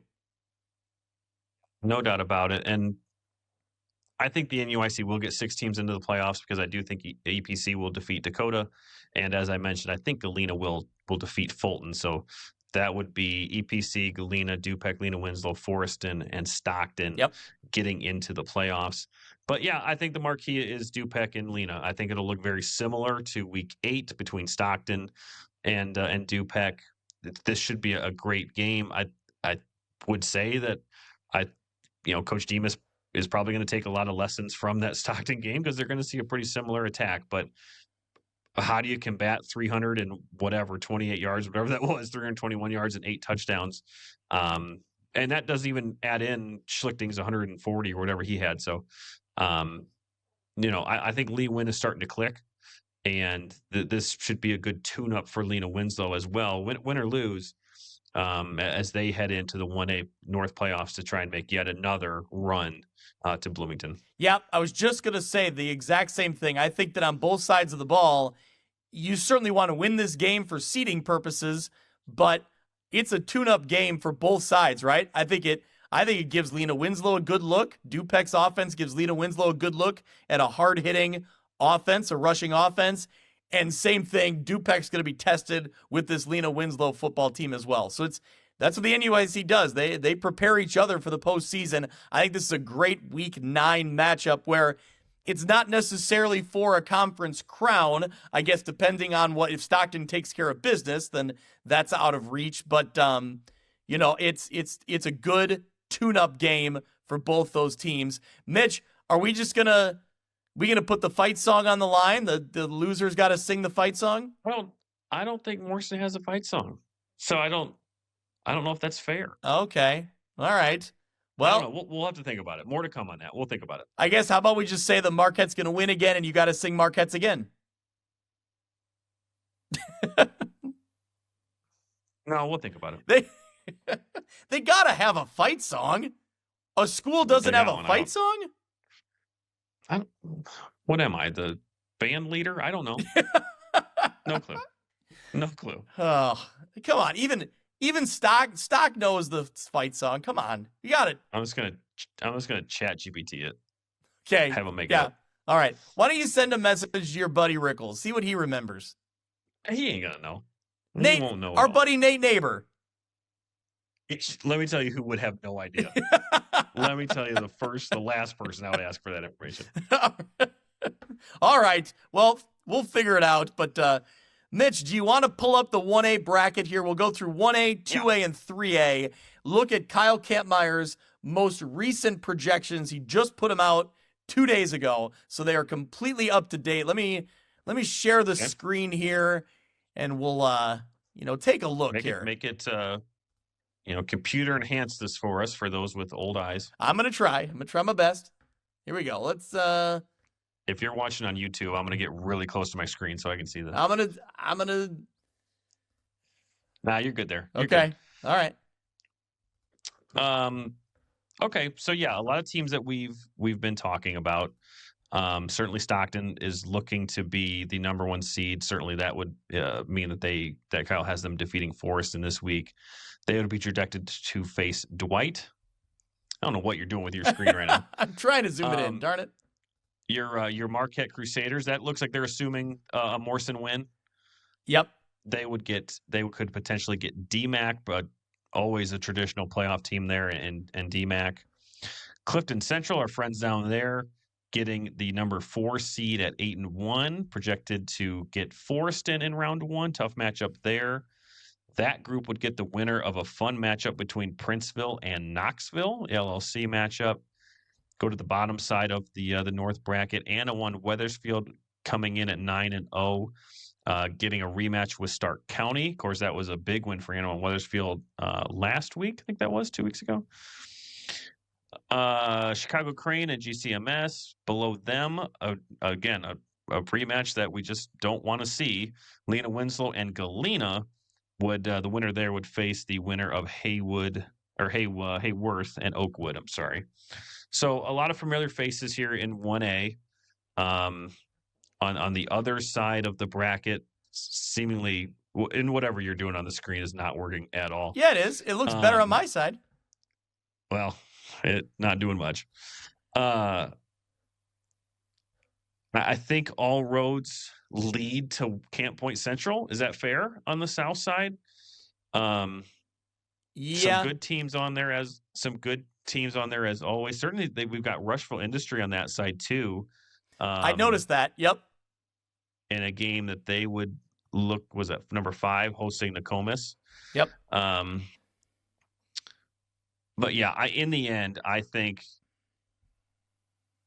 and boy, you could get Camp Point Central and Brown County in round 2 in this projection. So either way, I think it's going to be an NUIC team against Camp Point Central again in a final at Bloomington after Thanksgiving. So interesting look at things. There things could shake out here on Friday, and that would cause this to be updated a little bit because as we know how projections go, you might as well. It's fun to look at them, and then a Friday happens and everything completely can be thrown out the window. But as of right now, this is the look.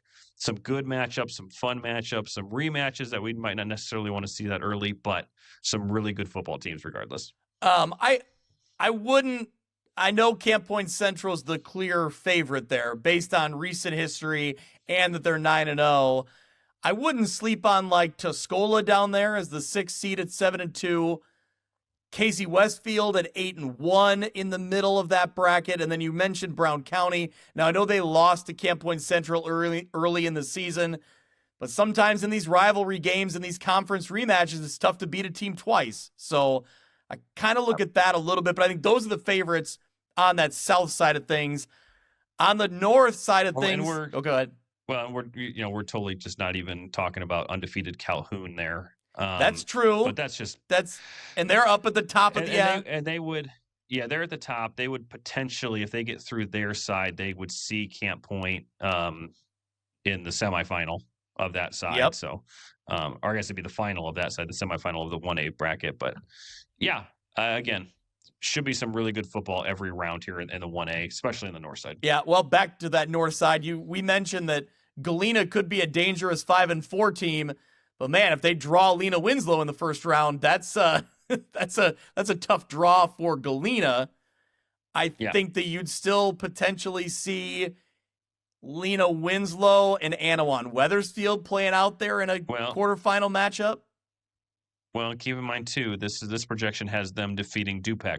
So if Dupec gets that win, you would throw Lena down a couple seeds, and that would change this altogether. Say that again. Because if Dupec defeats Lena Winslow in week 9. Oh, okay. Well, no, Kyle's got him projected at 8-1, so he's got Lena Winslow winning that one. Oh, you're saying if Dupec wins? I get. Yeah. Yep. Right. Yep. If I'm saying if Dupec wins, Lena wouldn't be the 3 seed. I don't think. There you go. Shuffle this a little bit. Yep. Overall though, I like the way this bracket shapes up as far as like our matchups being pushed down the way a little bit. When you're talking Lena Winslow and Anawan Wethersfield would be a quarterfinal. A semifinal would be Stockton, Lena Winslow potentially. Certainly a lot of teams in there that want to make some noise, but those would be the favorites when I look at the bracket. All right. Should we talk a little 2A? Pull up the 2A bracket here. Let's do it. Let's get it. Let's share that screen.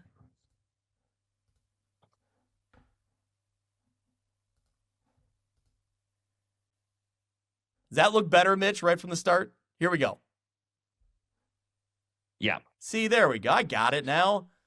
All right, well, read us through some things that stand out to you. Yeah, you'd have a battle of teams that we cover here. Rock Ridge with the number 1 seed sitting at 9-0 against the 16 seed Illini West, like we expect them to get in there. Our guys there in Riverdale getting in at a 13 seed at 6-3. In this model, they would get paired up with unbeaten Seneca. Wouldn't count the Rams out though on that. Below them, you've got Newman Central Catholic. Kyle has them at 8-1, so that would be assuming that they defeat Monmouth Roseville here in week 9. They would get West Hancock. That's a fun matchup.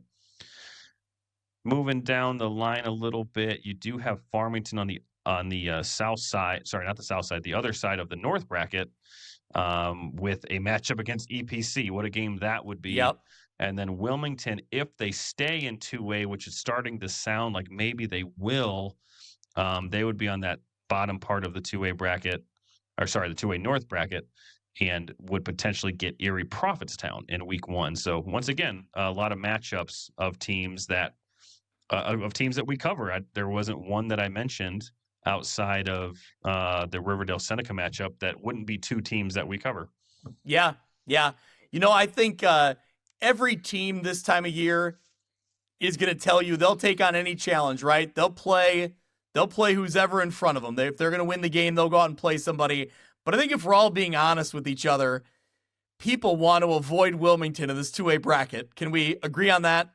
They've had 1 loss this season. They would be the overwhelming favorite. Yeah, they've had 1 loss this season to a 4A, maybe 5A Morris team who's very good. So yeah, I think that they have an interesting. They've still got that one running back, Ketterman, Ryan Ketterman. Yep. He's still there. Was hoping to get some stats from our guy Dennis Harding there, but didn't get those today. But then I did see that. I think it's Ketterman. I think that's his name, or Ketter. Ketman. Wilmington's still good. Wilmington is still Wilmington. I would love, for the sake of this bracket, that Wilmington would not be in it. I think there would be some pretty significant things that need to happen. Couple teams, couple upsets maybe that could occur, that they're not outside of possibility that would push Wilmington up to 3A. But if Wilmington stays in it, yeah, I think they'd be the overwhelming favorite to win the title. Yep. Obviously from our area, Rock Ridge, I think, has really proven themselves to be a favorite to make a deep run here. And that's at this, I like if Wilmington's going to be in this bracket, I want to see Wilmington and Rock Ridge in a semifinal game. If it's going to match up. Can you imagine that? Yeah, that's the one I want if it's going to happen that way. El Paso Gridley's had a good season. They're 9-0. They'll be, well, they potentially will be 9-0, sitting right in the middle of that bracket there. But yeah, it's a fun, right now, this projection is fun for our area. Looking at the south side of things, Westville's 9-0 as a number 2 seed. They are kind of always on that borderline of north or south of where they fall. Right now, Right. Kyle has it projected on the south. They're one of the better teams in that south side of things. Johnston City is projected to be the 1 seed with the Atwood, Arthur Lovington, Atwood, Hammond at 9-0 as the 3 seed as well. I got there. Maroa Forsyth has lost 2 games in a row. Kyle has them projected to win in week 9, so they'd be at 7-2 as that number 9 seed. I think that Maroa Forsyth, despite losing 2 games, still one of the favorites here to come out of the South. Westville, still one of the favorites here as well. Maybe Johnston City, but they got to prove it. They got to win a big game. Them or DeCoin. I would say it's probably Westville. I would think.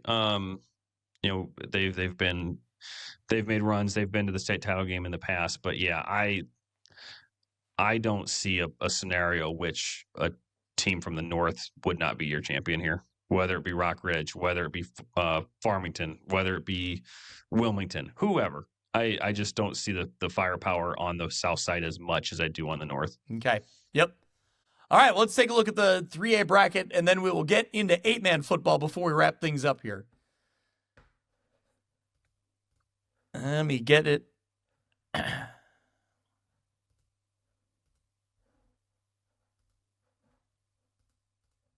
All right, here we go. Mitch, read us through what you see here on our north side of the bracket, the top seeds of the teams that from our area. Well, we'd see North Boone from the Big Northern getting in at 5-4 with the tough matchup potentially against top seed Richmond Burton. They've had a great season there. Moving down the way a little bit, another BNC team in Oregon would potentially be matched up with an 8-1 team in Johnsburg. On the bottom part of the 3A North bracket, that's where things get fun. Byron sitting there at 9-0, potentially getting paired up with a 5-4 Stillman Valley. Then you'd have Monmouth Roseville coming in at 7-2 against a 6-3 Dupec team. Again, that is assuming that Monmouth Roseville would lose to Newman and Dupec would lose to Lena Winslow. Keep going down the line. Greg, you could potentially get, and I don't want to go too far ahead here. Well, let me just pause that for just a second. Bishop Mack at 9-0, a 3 seed.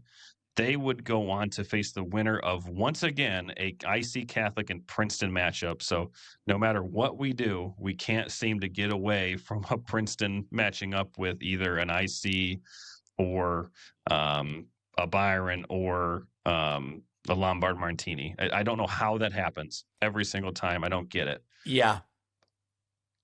Just for the sake of the conversation, if IC Catholic were to win that game against Princeton, or if they're even matched up, a Bishop Mack IC Catholic game in round 2. Ooh, boy, what a game that would be.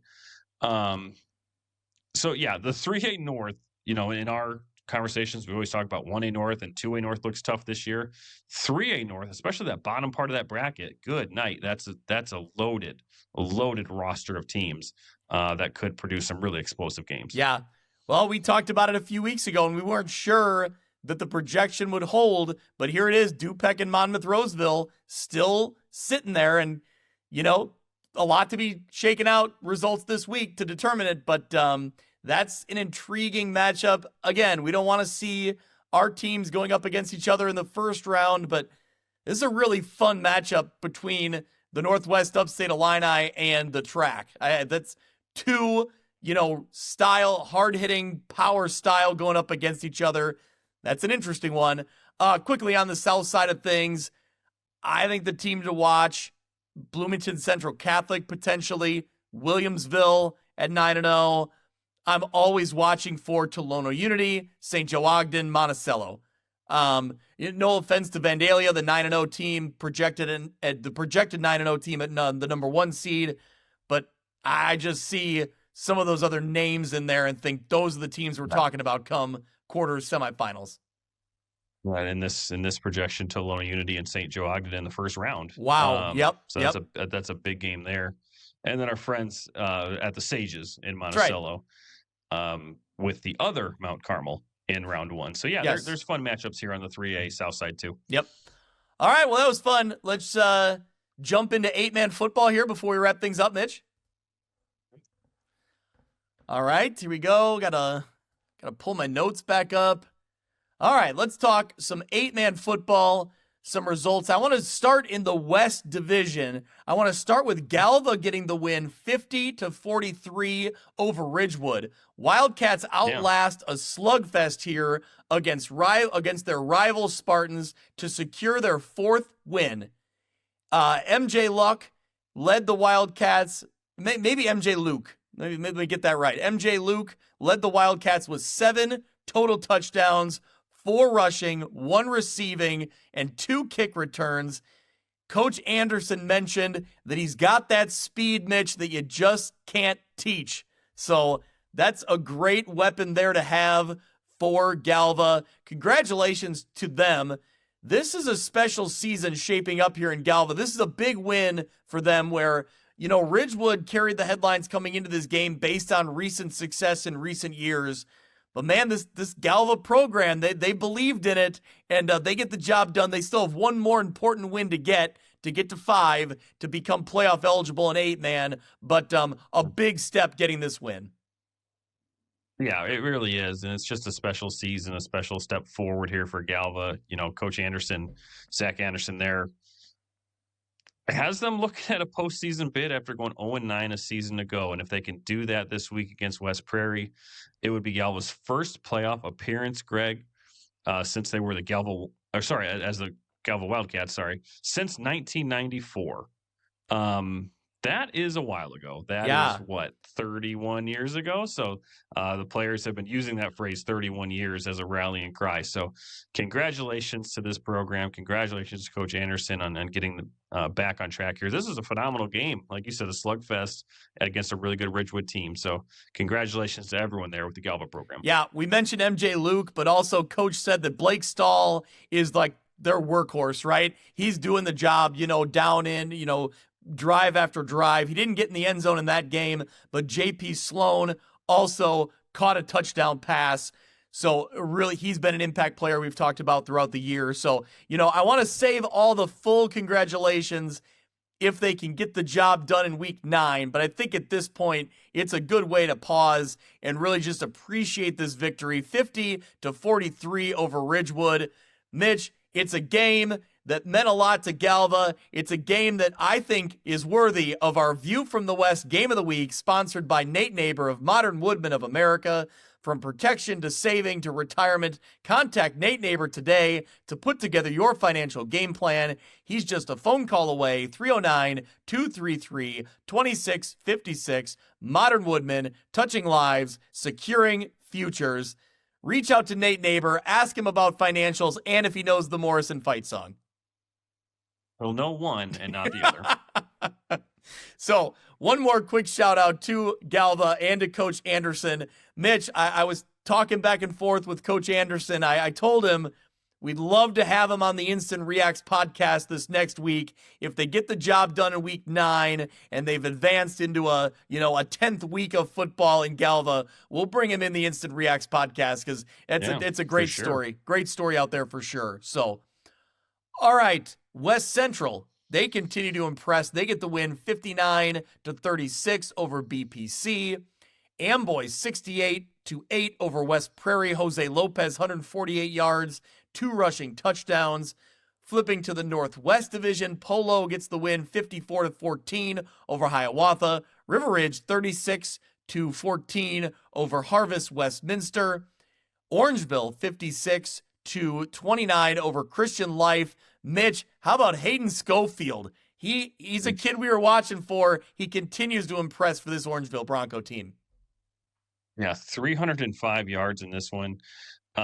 This is not a typo, Greg. He's over 4,000 yards for his career. That's unbelievable. He's a junior. Is that right? Yeah. I don't know if he might be a senior. I'm not sure on that one, but I think he's a junior. So he's we'll just say he's a junior. Okay. And still some ways to go to get to was it Caden Drosty has the all-time rushing record there in 8-man, and it's an unbelievable record. But yeah, great season for Hayden. He's been putting up these 200 plus, now 300 plus performances all year, and great performance from him and Orangeville with the win. Yep. You also had West Carroll getting the win over South Beloit 41-22, and Milledgeville continues to roll 54-22 over Alden Hebron. So week 9, I think the game that carries the headlines in week 9, Amboy 7-1 at West Central 7-1. So a showdown there in that West Division of 8-man football. You also have Peoria Heights at Ridgewood. Ridgewood trying to get to 4 wins on the season. You have Galva, like we mentioned, at 4 wins. They're on the road at West Prairie. So West Prairie struggled this year, so it's an opportunity there for Galva. They should be the favorite in that one. If they can get the job done, they'll be staring at a playoff berth. Milledgeville goes on the road to North Shelby. I believe that game is Saturday, so that result will come in potentially late, as brackets are being, sorted. So that's an interesting one there. And it should be. I think Go ahead. I was going to say I looked that up, and North Shelby is 7-1. Yeah, and that was this was a game that I think Kyle had maybe predicted that Milledgeville could drop because it's a good program there. Yep. But we'll see. And like you said, it could be a late breaking thing, and the bracket could change a little bit up until the very last second. But that's the fun of Saturday. Yep. West Carroll looks to close out their good season heading into the playoffs with a game against Kirkland Hiawatha. They'll be hosting them. Abundant Life travels to Orangeville, South Beloit at Polo, and AFC will be at Alden Hebron. So real quick, before we're done, Mitch, we'll pull up the projections for the 8-man bracket. One last look at some brackets before we're heading into week 9. Milledgeville, Kyle has them projected to win over North Shelby right now. So they would be 9-0, and they'd be the number 1 seed. But you're right, though. I think Kyle has said the North Shelby's a good opponent. So, we'll see what happens there. On the opposite side of the bracket, the 2 seed is South Fork at 9-0. They would potentially host Galva, the 15 seed, at 5-4 in that one. Other teams to watch for: Orangeville potentially could get in at 4-5 as the last team in, as the 16 seed. So we'll see where they end up there. Be nice to see Hayden Schofield and those Broncos get, at least one extra week of football here. A couple other matchups here. Kyle has Amboy getting in at 8-1 as the 5 seed. They'd be hosting Milford Cisna Park. And other teams from our area, the Polo Marcos at the 3 seed at 8-1. I think, we talked about it a couple weeks ago. I still feel like Milledgeville's the top team I'm looking at. I don't think Amboy's that far behind them. And surprise, surprise, I think that Polo's right in the mix as well. Yeah, the more I look at it, and I've been high on Milledgeville all season, I'm going to just throw something out there and think we get a battle of the blacktop for a state championship. Woo! In this projection, they'd be on opposite sides. So there you go. Yeah. That'd be a ton of fun. That'd be a fun night in Monmouth. Yep, no doubt about it. I would like to see, we've talked about West Carroll having success, but maybe, I believe have they fallen short? Their only losses are to Amboy and Polo? Or is it Milledgeville and Polo? Milledgeville and Polo, I think. Yeah, they've had a lot of success in the 8-man ranks, and that they've fallen short against some of the big-time players.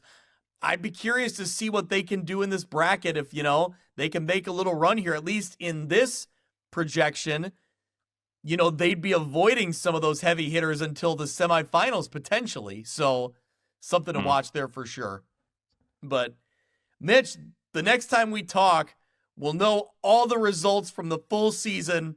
The bracket projection chaos will be in full swing on the Instant Reacts podcast for week 9 for sure.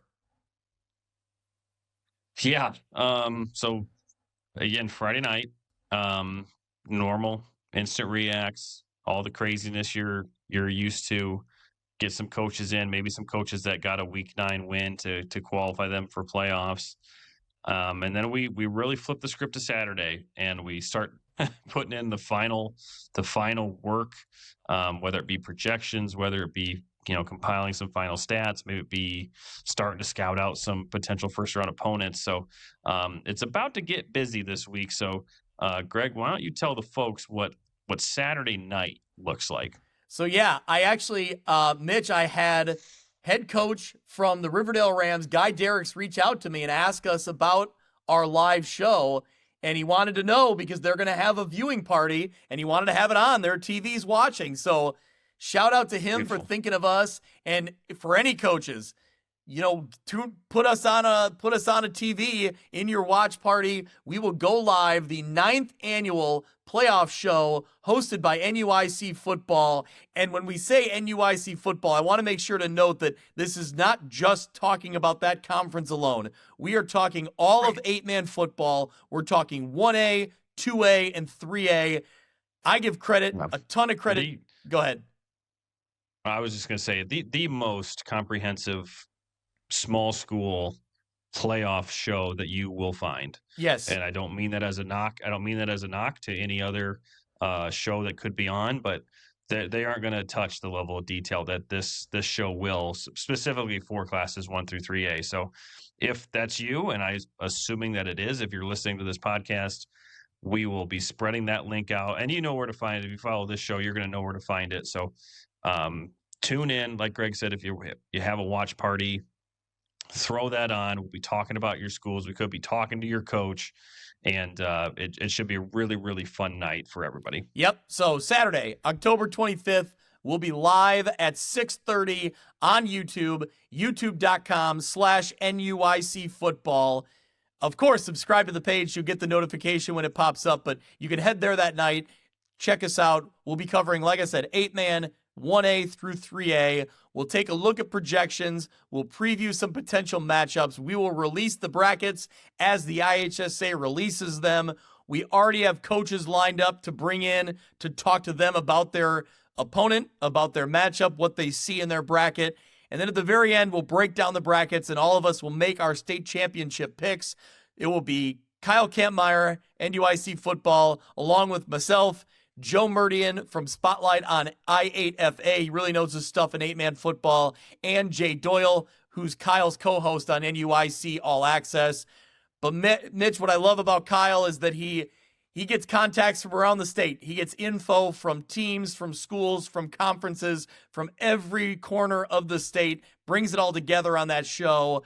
It really is a comprehensive look at all things small school football. I'm really proud of it. I'm proud of the work that we put into it, and to really bring you a full show this year with the added element of coaches jumping in live is a ton of fun. I'm really excited. Yeah, I've got my work cut out for me this week. I'm compiling the remainder of the playoff capsules for teams that we'll be not only talking about on that show, but just in our playoff preview show on the Tuesday following. So yeah, it's, again, there's a lot of work that goes into this show. So we appreciate everyone who has watched it in the past, that is hopefully going to be watching it this year, and most importantly, be joining us. The coaches, again, have been so accommodating this year. I would think that they enjoy doing it. Otherwise, they wouldn't do it at all. So, again, congratulations. Geez. Congratulations to all the teams that make it, for sure. But thank you to everyone who makes this show possible. But again, to all the hosts that you just rattled off, it is the most comprehensive football playoff preview show out there, and it's our goal to make it that way. Yep. You said you got your work cut out for you on Friday, and I thought it were on Saturday, and I thought it was because you also have a trunk or treat to attend on Saturday, Mitch. So, well, I mean, well, that's the thing. I got to get these playoff capsules done like this week. Yeah. Like between now and like between probably my Tuesday, Wednesday, and Thursday, I'll just be hammering these out because looking back at the teams, 24, probably another 6. I mean, it's going to be upwards of 30 teams again this year. So, but we'll get it. We're on a deadline, so we know when we need to have this done by. So we'll have it. And again, this show and then our show on Tuesday, we'll have everything you need for covering quite a few classes for the IHSA playoffs. Yep. Hey, job security, am I right? You got it. You said it. So, all right. Thanks to everyone who listens. Thanks to everyone who follows along. Subscribe on YouTube if you're not already doing that. And of course, jump in, follow along Friday night, the Instant Reacts podcast. That's the chance to get all of the results from week 9. And then, man, by next week, Mitch, it'll be all playoffs and all looking forward. We'll be done looking back at the regular season. So, yep, pretty wild that we're here. But yeah, the most wonderful time of the year, no doubt about it. And looking forward to it. Yep. All right. Well, thank you to everyone who listens. We will see you, talk to you again on Friday. That'll do it for this week's episode of View from the West. Thank you so much for listening. I encourage you to go out to Apple Podcasts or Podbean and subscribe so you can follow along, and downloads will come automatically every week. You can follow along on Twitter at ViewFromWestPod. You can also email me if you're interested in being a sponsor, viewfromwestpod@gmail.com. Thanks so much. We'll see you next week.